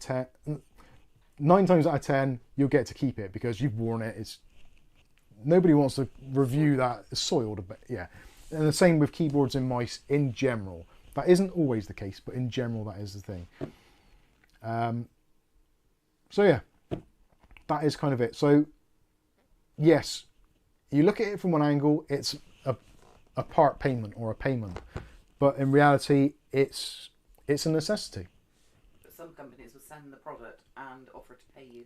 Yeah, if a company sends a product and pay you, I don't know anything about that because we don't get involved with that. If there's ever any of those emails that come through, like, please make this video, we'll give you $5,000 plus blah blah blah, it's like, delete. I don't even bother reading them now. I think we did get sponsored once, didn't we? Premium CD keys? Yeah. Yeah. Full disclosure, premium CD keys at the very beginning, or towards the very beginning, that was 2018. They gave us, was it 250? 2017. Is it £250 or 125? I think it was 150. Oh, 150. Maybe, I don't know. I think it was £150 to do 4 advert spots, which weren't really advert spots because we were promoting the product anyway. So it's like they were giving us money for something we were going to do anyway. So it's like, okay, take the money. I'm not stupid. But we wouldn't do that unless it was a good product. Yeah, if it was a product that we didn't believe in or weren't interested in, unless it was a ridiculous amount of money, I think we did in which case I'd still be like, don't know. We do one video on them and find their customer service really good. Yeah. And then they asked us to do that after. Yeah, I think so. Yeah. Anyway. But that was a long So time. yeah, I don't know. Let me know what you think. I don't know. Do you consider this as a pay? This is a gift from Bob, so don't get confused. But yeah, like Thermaltake, they send us a bunch of stuff, and there are still. I don't always give them glowing reviews. If I like something, I'll say I like it. If I don't like it, or there's elements that I don't like, I will say so. Potentially, I don't know, but I think the last few reviews we've done for Thermaltake haven't been overly positive, and it's gone a bit quiet there. So I don't know whether we've upset someone. I don't think we have, but I'm just being honest. I'm not going to say stuff unless I mean it. And no amount of freebies or power supplies or cases or fans is going to change that. It's just the way it is. And hopefully you will appreciate that. Good one, Flame. Bloody hell. Mark Berry says, the day of life of Mike, cardboard box jungle. It kind of is. Bed jungle. It's a cat bed cardboard jungle. It's good for the cats. They always have Mookie MC says it's a mutual trade agreement. What's Products it in mean? exchange for your time and review. That's basically it. It's a mutual trade agreement. And the thing is, like I said, there's going to be things that we've been sent which we've either not reviewed for one reason or another, or they've been sent back. Quite often stuff does get sent back, especially things like higher end stuff like motherboards, graphics cards. Some Thermaltake stuff's been sent back. They don't let us keep everything. Cases. Yeah, cases have quite often been sent back or sent on to another reviewer. Pretty much all of the CTE cases, almost every single one of those. There might be one or two which we kept. Yeah, I think there was 2 that we kept, but then we kind of got rid of them to the viewers anyway. Yeah, that's kind of where it's at. And Zero Defect says no payment is money. Tony says good evening, Mike, Calf, and chat. Hope you're all well. Not too bad at all. Hi, Tony. Nick Barnes says it's a win for them, but hopefully it turns into a winner for you. Inspector X says best PC this day's max 1000 for gaming 1440p. I don't understand a word of that. I'll be honest. Mark Barry says premium CD keys are the cheapest I've seen by a long shot. I'm so glad I found them. It's really good because whenever I need a CD key, it's like I don't even consider elsewhere. It's just like £3. Thank you very much. Job done. Look, that's less than a cup of coffee in Bristol at the moment. Even in our local little village, £3 for a coffee if you're lucky. So for a Windows license key, it is just bizarre.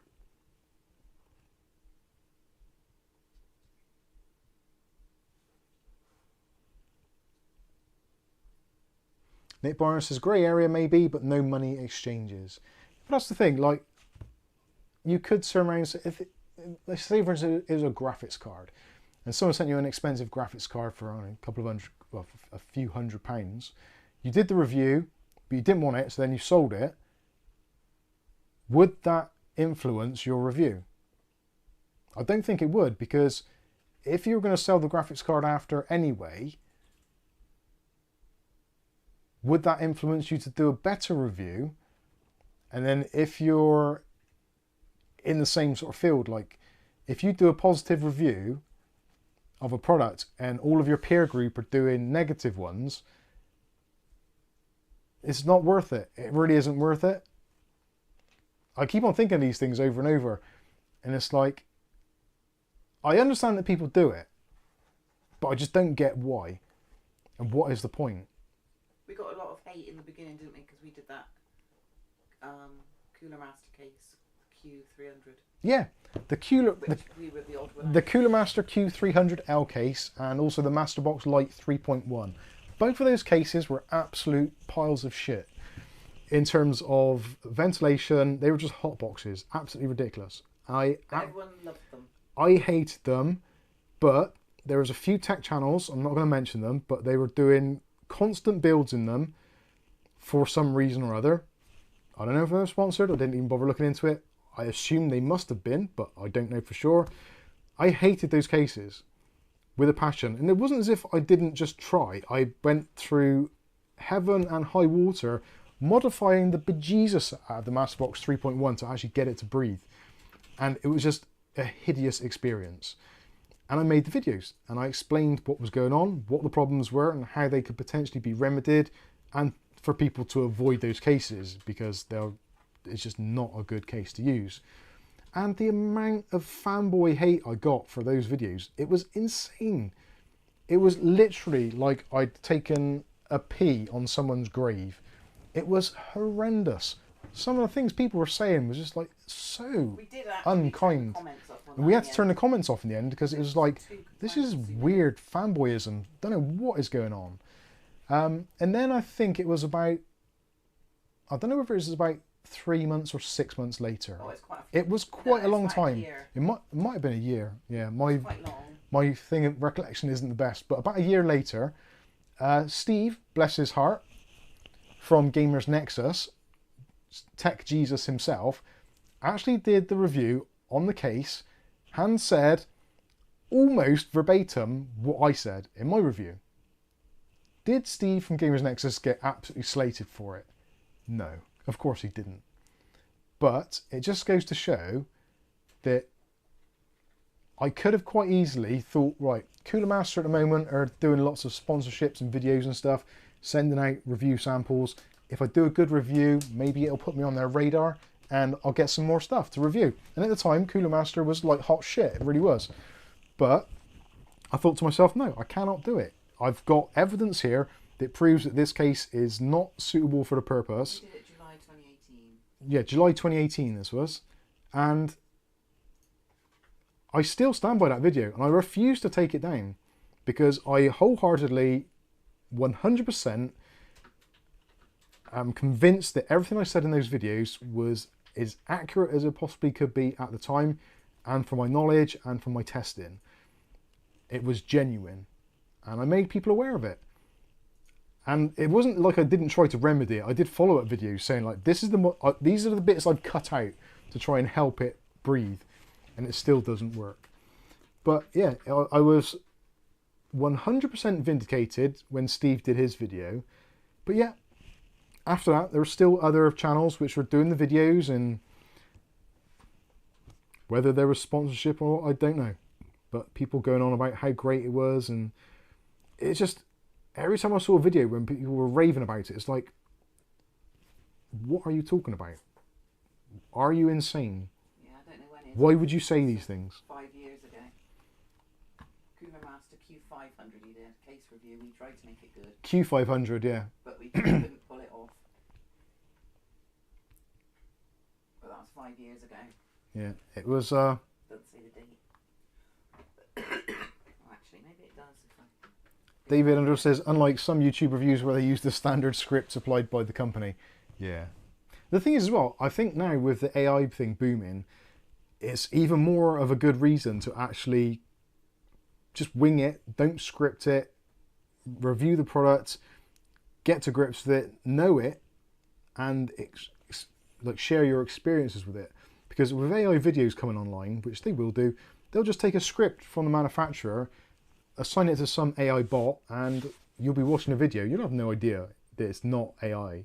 It'll just be a video and you're like, wow, okay. But they'll all sound very similar, I expect. Anyway, moving on. Nick Byron says, when you review Mike, if you do not advise your viewers the good and bad points, you lose viewers and revenue. That's always been the thing. I've always said, sometimes I've given companies the benefit of the doubt, and I've told them, I said, look, these are the problems I've got with this product. I will mention them in the video. Do you want me to proceed? And I give them the easy out. So say, if you don't want me to review it, let me know. I'll put a label back on the box. I'll send it back to you and we'll move on. Luckily, I think I've only had to do that twice. I'm trying to think now. You can tell what I'm thinking because I look right. That's when your brain's accessing the memory stores.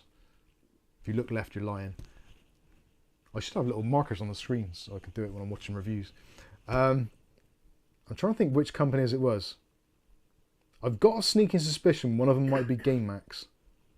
I think there was a GameMax case that they sent and I didn't want to review it. And I've got a sneaking suspicion one of the other ones might have been... I know the other one. The other one was Hellcrack. I had a Hellcrack case which come from... Actually, it's probably unfair to say where it come from because we've done other stuff with them as well. It's a company which deals across a couple of different things. But yeah, there's a Hellcrack case. Actually, I might just release that video because it was bad. And I reviewed the case and it was like, this is awful. This is genuinely awful and it's expensive. No one should buy this, ever. And I went through all the things and I listed it with them and I said, look, I've made the video. I'll send you the link. I'll let you watch it first so you can get some appropriate feedback. Let me know what you want to do. So I sent them the video and they said, yeah, can you sit on that for a while? It's not due to be released yet. Yeah, they said the case isn't due to be released quite yet. So hold on to it and we'll let you know when the case goes live. And that was it. Didn't hear anything else. So let me know in the comments, do you think I should release that video? It's quite an old one now. Can you find it, Kath? Hell Cracks? Might have just searched for hell. It should come up. Because I think Hell Cracks was 2 words. I don't think I've even done a... 14th of November 2020. Did I do a thumbnail? No, you didn't do the thumbnail. No, I didn't even bother doing a thumbnail. That's how bad it was. So, when was it? November? 2020. November 2020. But we went to the trouble, made the video, edited it, uploaded it. Yeah, made the video, edited it, uploaded it, and... I'll let you know when you can let it go. They said we'll let you know. So I might just let it go. We'll see. Mookie MC says, I think you should do a review on each cat in the household. Oh my god. Well, yeah. Kerry Holzman's in the chat. Good evening, sir. This is funny actually, because Kerry was streaming last night. And if you haven't seen his channel, which you probably have done, because Kerry is kind of like the grandmaster of tech, or the godfather of tech, however you want to look at it. You can check out his channel.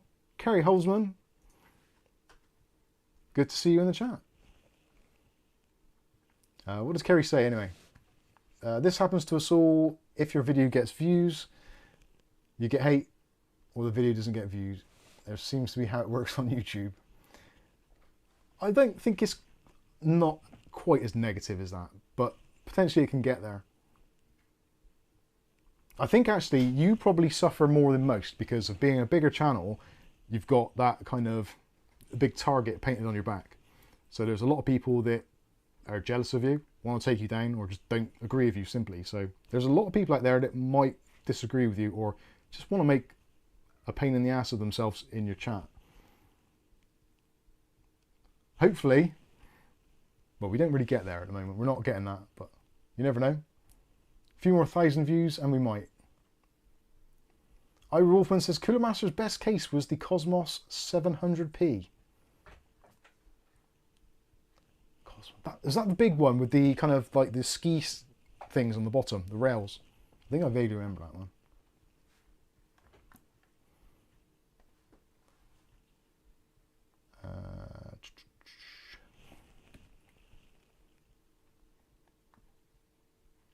Nick Barnes says, who the hell are Hellcrack?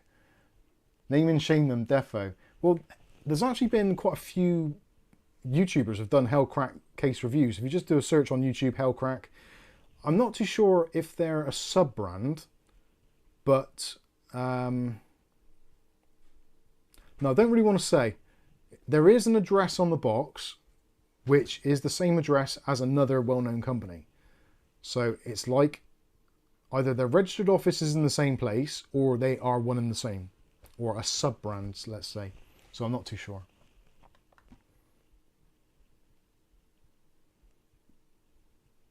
Gary says, just saying, the more views you get, the more comments, so it's kind of a math thing. Yeah, the more views you get, I suppose there's a higher chance of getting negative comments.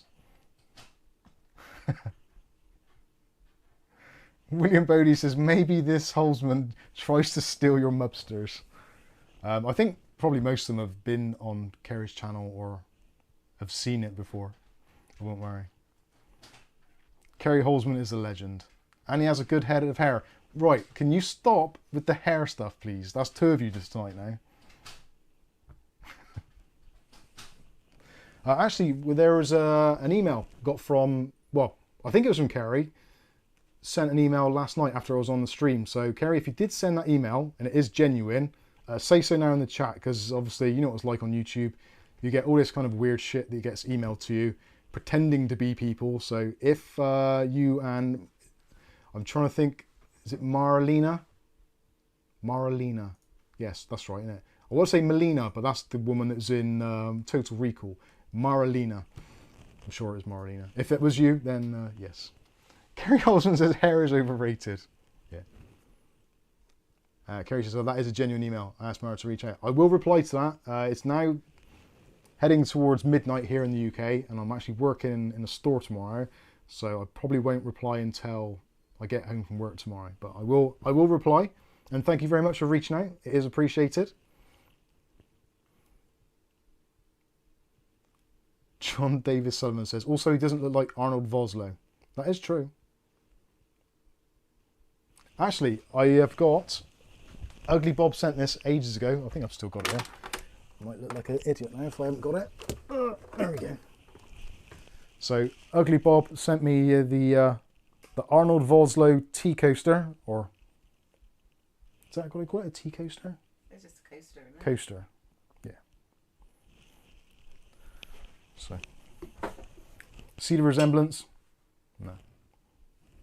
I'm in colour, he's in black and white.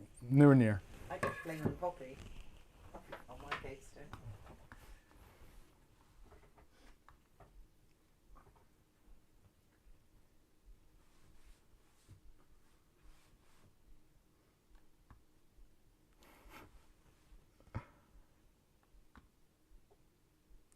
Then you got a bobblehead one of it as well. I think I've actually. Yeah, where's the bobblehead? I know it's, yeah. So there somewhere. Right, so where were we? So yeah, YouTube, the sponsorship payments thing is a bit of a, it's a bit of a kind of tightrope really. And it depends how you're viewing it. Like the tax man would love to say, yes, all of those free things you get for review are of a taxable value and are valued at such and such. But then if you test them to destruction, they're basically worthless. So then you write them off so they're not worth anything. But yeah, I don't know. It's a very difficult one to really kind of give you any hard thing like yes or no. It's just a very, very grey area. Let's say we don't take we've done one sponsorship, which wasn't really a sponsorship, but arguably you could class it as one. We were getting paid for doing something we were going to do anyway. So to me, that isn't really sponsoring. That's just like, thank you for what you've done. Here's some money.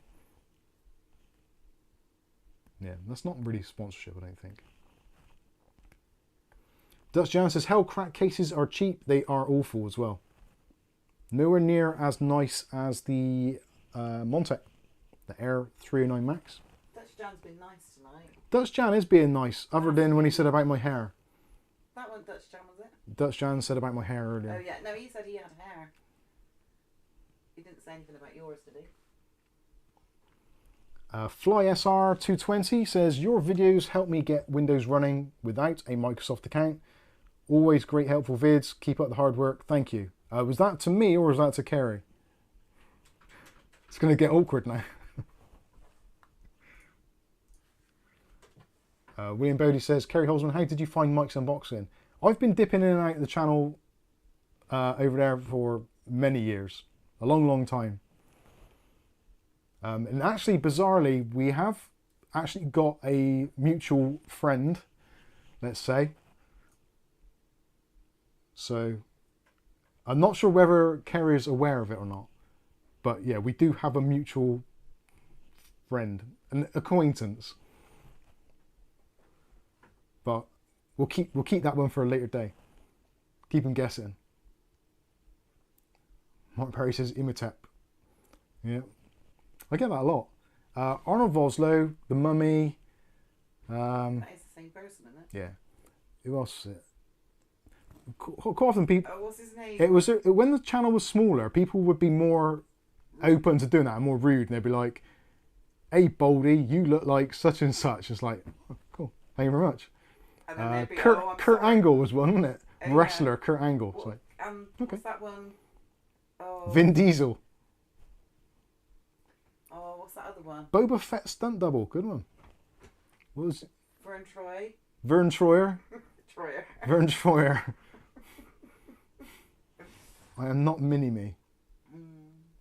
Anyway, we're just jibber-jabbering away here now. So if there's any last questions before we sign off for the evening, let us know in the comment section. Ideally, if you can, put a Q in front of your message so that I know it's a question. I can find it a little bit easier. Because you know what it's like when you get to a certain age, the eyeballs they ain't as good as they used to be. And that monitor isn't getting any bigger. The eyeballs are receding as much as the hair. Yeah. Yeah. My retinas are receding faster than my hairline. So I need a little bit of help here.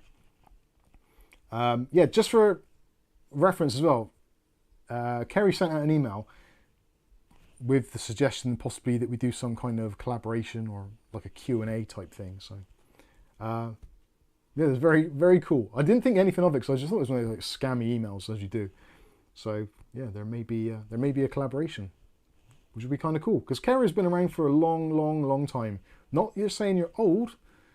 You're older than me, I think, but he's been around. So he's been there, seen it, done it, got the T-shirt. Kerry says, well, it may be a scam. Thank you. Hopefully it's not. Best budget build off. Now, that could work. Because when it comes to budget builds, I think I'm pretty shit hot for that. I don't know if Kerry will be able to keep up with me. He's good, but I'm better. I can say that because he's in the chat. I'm not saying it behind his back. Best budget build off. That sounds like a great idea. Hey, if it's good enough for Linus, it's good enough for us. Challenge accepted. Challenge accepted. Okay, hold my beer. That does sound like a viable challenge. Although it's going to be difficult because dollars versus pounds, but maybe we can make it work. Maybe you can make it work. JB Mod says, make a gaming PC with parts off Wish. Hey. I love Wish. I've, yeah. Don't let me buy anything from there now. Wish, log in. Wish stuff is like, I wish this worked. So, I don't think we would do that. Kerry says, we do it live, air it on both channels at the same time. Kerry, you're new around here. You realise that although I do this channel, when it comes to tech, I'm rubbish. If I had to get that to work, I would struggle. Well, I've never tried it, so you never know. Yeah, can you teach me, Uncle Kerry? I need help.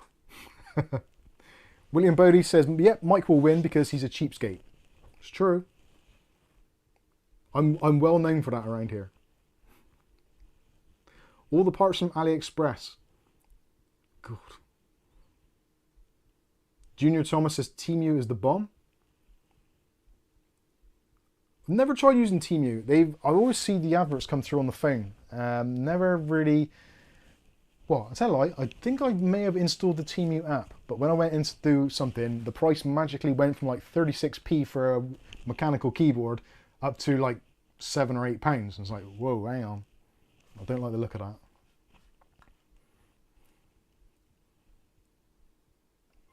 Mookie MC says extra points to the build with the better benchmark scores.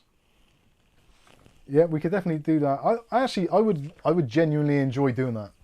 That would be very cool. And I think when it comes to sort of more cost-effective builds, that is pretty much where my heart lies.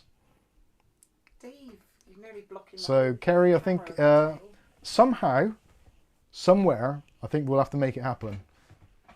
Because that sounds like a challenge. For those of you that haven't met Davey before, that's Davey Jones, our cat. He's very furry. It's an invasion. Zero Defects says, AliExpress would make it fair. It kind of would, but still sketchy at the same time. I think actually if we were doing some sort of budget build-off competition, I'm pretty sure, and I think Kerry would probably agree with me as well, we would definitely get the bits from Amazon because the affiliate links are so much easier and so much more valuable. And especially if you guys want to help out the channel and, well, the channels, let's say. Tony bought a cheese grater off whatever that app is. It looked great in the pic. When I got it, it was the size of a box of matches. Yeah. Cool. That's like jumpers and clothing you buy from there. Building a PC with your hands tied behind your back. You have to be a proper clever dick to be able to do that. Boom. Kerry says the competition has to be fun, not that important or serious. Oh God, no. It's yeah. When things go wrong, it's much better. I've done streams which things have gone completely pear-shaped, and they've been some of the best streams ever because people feel really bad for you, and they're quite supportive. And then when you've actually eventually managed to turn it all around, it's like, yay, hero. Doesn't always turn around like that though, to be fair. William Bodie says, David Jones don't need to smile, he got hair. A lot. He does. Yeah. Matthew Day says CX and GP used. That would be good for us here. I'm not sure actually. Any of you, and including Kerry obviously, from the US, do you have CX in the US? Known previously I think as Computer Exchange. I don't think it's in America. It might well be. I think it's mostly UK.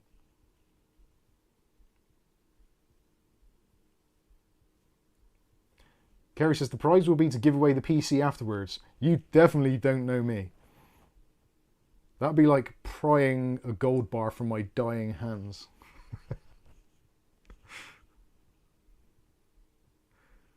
A 3D printed trophy would be nice for the winner. But that's something that I might be able to do. I might possibly be able to do. Right.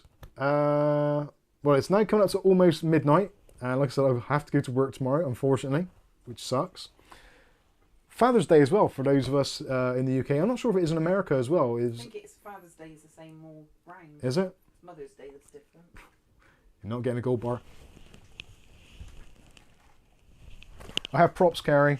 You're not taking the gold bars out of my hands. They will be in my dead hands. I may even use them as implants, but probably not. That's going down a different route. CX is a trading shop. Yes, it is. JB Moss says now is about the time I turn into a pumpkin. Okay, well the winner gets the gold bars. There will be candy or sweets in here as we call them. Not Candy the cat. Not Candy the cat. No, that's a different thing. So happy Father's Day to everyone, whoever you are, wherever around the world that are celebrating Father's Day on the Sunday the 16th of June, I have to think now. So happy Father's Day to you all. As always, massive shout out and thanks to all of you that have joined us tonight on the stream and contributed and had a little bit of fun and a little bit of games. If you want to pick up one of those cases, the Montech AIR 903 Max, so I'm still struggling to remember the name, don't forget there will be links in the video description, so if you want to pick them up, they will be affiliate links. So we will make a small commission if you buy from Amazon, eBay, or from scan.co.uk in the UK. And also CCL, I think, is listed. And overclockers. Oh, and overclockers. Kath's just reeling them off to me tonight. That's what I've been doing all day. The links are in there. If you want to help the channel, make a purchase. Doesn't have to be from that. You can buy something else if you want to. All helps the channel. I strongly suggest you get one. The Montech AIR 903 Max is an absolutely cracking case, and I don't think... I'm looking at the cases down there, by the way, in case you're wondering what I'm looking at. For £60 here in the UK, I don't know what can be better. And if you've got any idea what might be better, yeah, I'm just lying now. Just making up this shit. Oh yeah, because I'm looking to the left. Yeah, I'm not lying. Yeah, that's my left. If I'm looking to the left, that means I'm lying. If I'm looking to the right, it means I'm telling the truth. So if you want to, get some little arrows on your screens on the side, put truth and lie, so you know that your favourite YouTubers are bullshitting you when they're looking one way or the other. If they're cross-eyed, I'm not sure how that counts. That might be a different thing altogether. There is a case there. There is a case that I'm looking at there. So anyway, the Montech AIR 903 Max, fantastic case. I strongly suggest you get one. And also, Kerry, if you haven't reviewed one of these on your channel yet, I'm not sure if you have. I don't recall seeing it at any time, but you may have done it. The Montech AIR 903 Max. Fantastic case, great build quality, suitable for budget builds, mid-range builds, even high-end builds. Great case. Strongly suggest you check them out.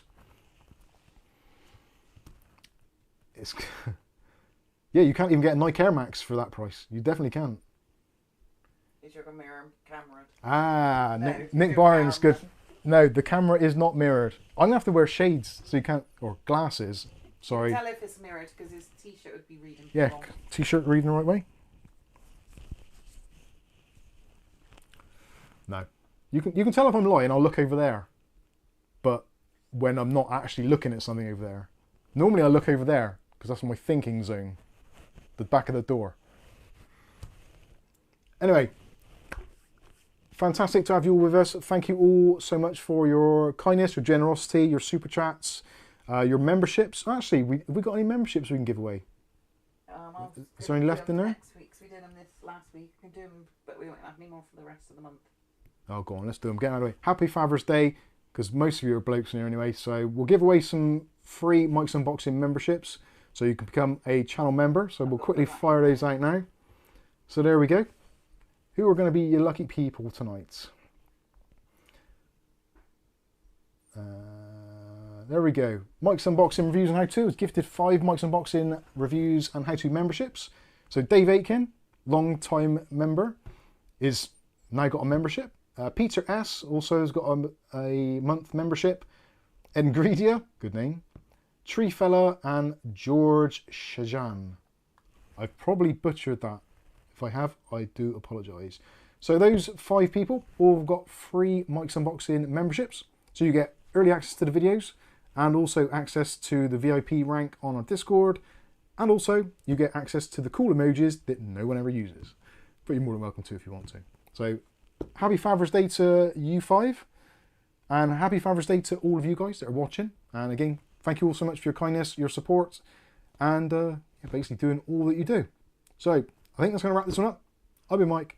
This is Mike's Unboxing Reviews and How-To. Hopefully we'll catch you in the very next video. Thanks for watching.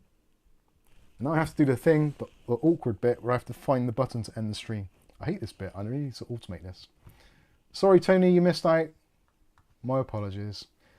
Good night, everyone. Have a great weekend. Happy Father's Day to all you fathers out there. And we'll catch you again next week. Oh, and don't forget, Monday's video is... What's Monday's video? Oh, this is a... Yeah, the video on Monday is one where... I think you need to watch it. It's going to be an interesting one. Some of you won't like it. Some of you will love it. I was on the fence. Anyway, thanks everyone, and we'll see you next week. Thanks for watching.